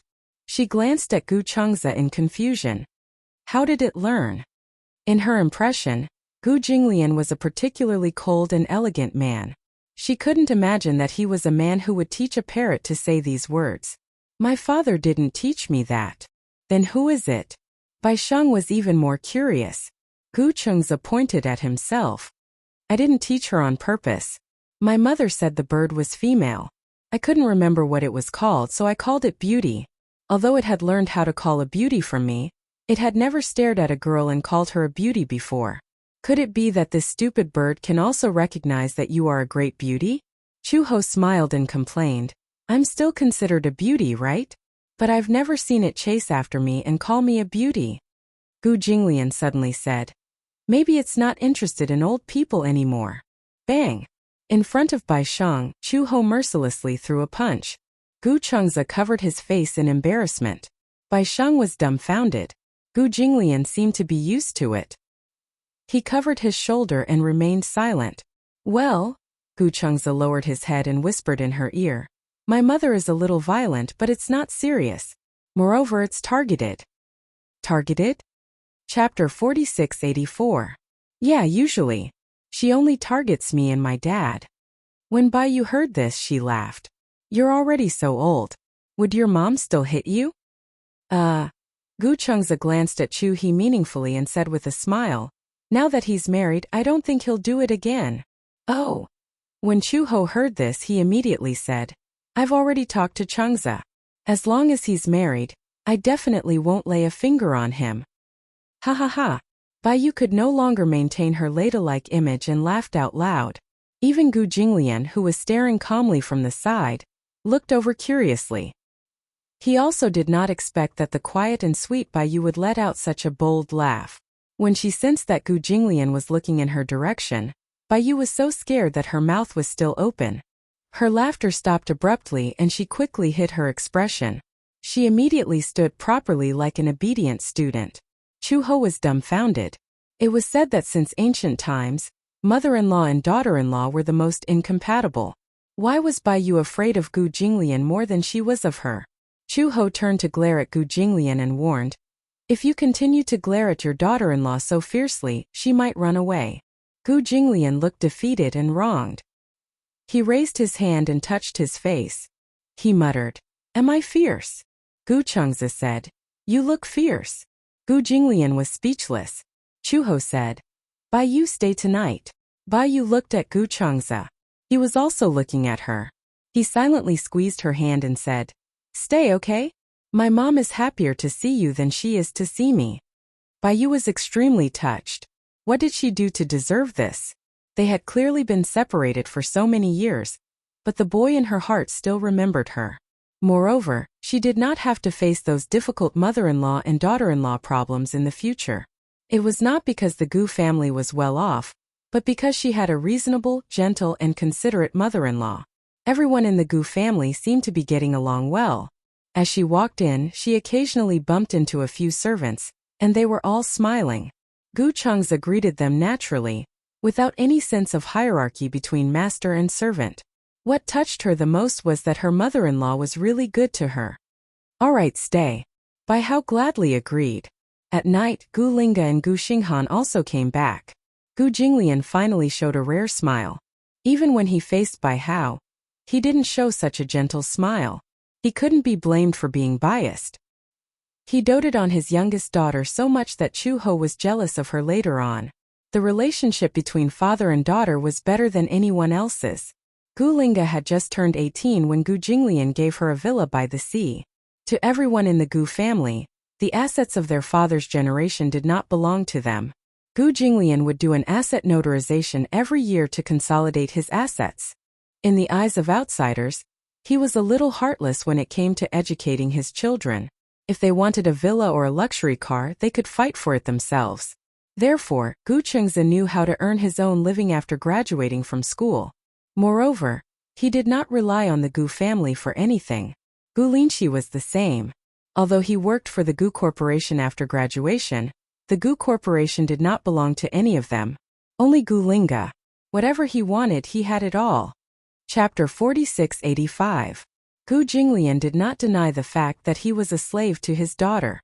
In his own words, he was only happy for 2 days when he had a son, the day he was born and the day he got married. When he had a daughter, he was happy from birth until the day he got married. When the father handed his daughter over to another man, he was no longer happy. He felt that he had to set an example for his future son-in-law. In the future, his son-in-law would dote on his daughter the way he doted on his wife. Gu Linga's nickname was Chanxian. The moment she returned, the servant came to inform them. In the end, Gu Jinglian stood up excitedly and walked towards the door. He could not wait a moment longer. Chu Ho's lips twitched for a while. He looked at Bai Yu and said helplessly, "Your father is like this. He dotes on Chanxian the most. When he sees Chanxian return, he looks like he has lost his soul." She seemed to feel a little guilty. She felt that Gu Jinglian did not treat her as well as his biological daughter. After all, it was her first time visiting the Gu family. "Your father." This title made Bai Yu daze for a few seconds. For a moment, she could not get used to it. When Bai Yu heard this, she heard the apology in Chu Ho's words. She smiled and said, "A daughter is a father's little jacket. If I have a daughter in the future, I'm worried that she will fight with me for favor." Gu Chengze could not help but joke. "I used to joke that a daughter was a father's lover in his previous life. I didn't believe it in the past, but I think I have to believe it now." Gu Linga returned with Gu Xinghan. The two of them bickered all the way through the door. When they saw Gu Jinglian, Gu Linga walked over and threw herself into his arms. She hugged his shoulders and tiptoed to kiss Gu Jinglian's cheek. She smiled and wrapped her arms around his arm. "Father, why are you back so late?" Gu Jinglian's tone was obviously reproachful. Gu Linga turned around and glanced at Gu Xinghan. "He just got his driver's license and insisted on using my car to practice. In the end, he was so nervous the whole way that he drove 60 kilometers per hour the whole way back." When Gu Xinghan heard this, he was speechless. "It's my first time driving and it's in such a congested place. To be able to drive 60 kilometers per hour is already first-rate, okay?" When Gu Jinglian saw him yelling at his precious daughter, he glared at him and threatened, "If you dare to bully your sister again, I'll hit you." Gu Xinghan shrunk his neck and immediately felt aggrieved. "What do you mean I bullied my sister? I'm telling the truth." "Can't you drive faster?" Gu Jinglian continued to lecture him. "Since you know there's a traffic jam on the road, why are you still driving your sister's car?" Gu Xinghan felt even more aggrieved. "Dad, you're biased." It was fine if he bought a Maserati for Gu Linga, but when it was his turn, he did not even get a single strand of hair. Gu Jinglian said that if he wanted to drive, he had to earn money to drive.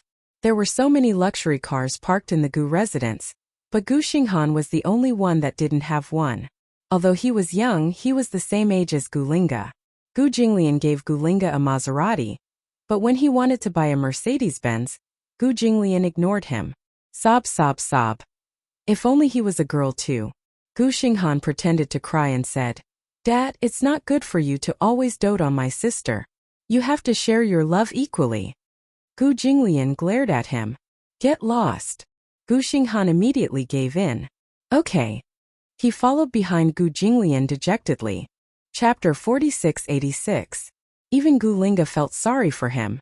She said to Gu Jinglian, Dad, don't yell at him. He's quite pitiful. Gu Xinghan also sniffled as if he had been wronged, looking very disappointed. Gu Jinglian saw this but did not do anything.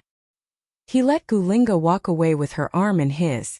Just as Gu Xinghan was sulking, Gu Linqi's voice came from behind. Xinghan. Gu Xinghan turned around and saw Gu Linqi. He felt wronged and walked over. Big brother. Gu Linqi could not help but laugh when he saw his resentful look. What's wrong? Did Qianqian bully you again? She didn't bully me. Dad bullied me. Although Gu Xinghan and Gu Linga grew up together, they were twins after all. Most of the time they were closer than anyone else. This was something that Gu Jinglian could not compare to. No matter how much Gu Linga bullied him, he could not bear to say anything bad about his sister when others asked. Big brother, why are you back so early today? I heard that your second sister-in-law was coming home today, so I got off work early. Second sister-in-law? Gu Xinghan was really confused. My second sister-in-law? Since when do I have a second sister-in-law? There was a very strange thing about the younger generation of the Gu family. Chu Ho and Gu Jinglian had 3 children in total. One was Gu Changze, one was Gu Xinghan and one was Gu Linga. They had 2 sons and 1 daughter. However, Gu Changze, who was supposed to be the eldest, was the second child. When Gu Changze was 6 years old, Gu Jinglian and Chu Ho adopted a boy named Lin Shi. After the adoption, Lin Shi took on the surname Gu. Because he was older than Gu Changze, he was the only one that came to mind when the eldest son of the Gu family was mentioned. Gu Jinglian treated him very well, and Chu Ho treated him like his own. After so many years, Gu Linqi completely regarded himself as part of the Gu family. The Gu family was his real home. Because he was the eldest, he had the demeanor of a big brother. Therefore, after Gu Changze got married, Bai Ran became his second sister-in-law. Gu Xinghan's interest was piqued. Second sister-in-law, when did this happen? How could I not know? You'll have to ask your second brother. He's been married for so long, and I only found out about it recently. Gu Xinghan and Gu Linqi chatted as they walked into the main hall. At this moment, Gu Linga and Gu Jinglian were already sitting in the main hall. The little girl did not know her limits at all. She stared at Bai Ran the entire time as if she was looking at a new continent. Bai Yu was almost embarrassed by her stare. When Gu Changze saw this, he could not help but glare at Gu Linga. Why do you keep staring at him? It was only then that Gu Linga regained her senses, but her mouth was still full of sweetness. This is the first time I've seen such a beautiful lady. Bai Ran's face turned even redder. After all, it was his wife who was being praised. Moreover, although Gu Linga had a sweet tongue, she was very arrogant and never lied. At most, she would exaggerate a little, but she could get to the bottom of people's hearts. In her heart, she really thought that Bai Ran was very good-looking. That was why she kept staring at her. When Gu Xinghan saw Bai Ran, he pretended to be calm and walked over. However, he sat opposite Bai Ran. Although he was a little reserved, his actions showed that he cared about his second sister-in-law. Chapter 4687. Gu Changze said as he looked at Bai Ran. This is your second sister-in-law, Bai Ran. You can call her sister-in-law from now on. Bai Ran bowed politely to Gu Linqi and smiled. However, when her gaze landed on Gu Linqi, her eyelids twitched. This man that day, he appeared with Chu Ho. She was a little dazed and began to wonder about this man's identity. Gu Linqi saw Bai Ran's puzzled gaze and explained with a smile. You must be curious about who I am. This is the second time we've met. Yes. Let me introduce myself. My surname is Gu and my name is Linqi. I'm Gu Changze's elder brother. You can call me elder brother like him. Elder brother, Bai Ran called out timidly. That was not how he introduced himself the other day. Gu Linqi explained. I heard that Changze married a wife, but I've only heard her name and never seen her in person. Mom and I were curious, so we went over. We don't have any bad intentions. We just wanted to see who my future sister-in-law is to be able to make my brother, who has not been close to women for 20 years, open his eyes. Gu Chengze was speechless. Brother. All right, I won't joke with you anymore. Gu Xinghan reacted. Me. It's my turn to introduce myself. Gu Xinghan walked in front of Gu Linxi. Although he was a little shy, he still introduced himself generously. My name is Gu Xinghan. I'm the third child in the Gu family. I'm 18 years old and a freshman this year. Although I don't know when you got a new sister-in-law, if anyone bullies you in the future, just tell them my name. Gu Linga said sarcastically. Come on, why would I tell them your name? Do you want to get beaten up twice? Uft. Bai Ran burst out laughing and looked at Gu Chengze curiously. What do you mean by get beaten up twice? Gu Chengze laughed and explained. My brother doesn't have any other strengths, but he's very good at fighting. Fighting? He's very good at fighting. He can probably fight an entire grade alone. Gu Chengze was clearly complaining, but Gu Xinghan felt that it was a great compliment. He felt especially proud and puffed out his chest. Gu Chengze continued. That's why this kid has made a lot of enemies out there. However, they can't beat him and don't dare to touch him. But it's not the same for you. If you tell them his name, they might not want to hit you at first, but once they hear his name, you'll be in trouble. Bai Hao shivered inexplicably. How terrifying. Gu Xinghan was momentarily embarrassed. Brother, why are you exposing me? The truth. Gu Linga looked at Gu Xinghan and immediately said. Moreover, he often takes credit outside. If you mention his name, you might be chased by a group of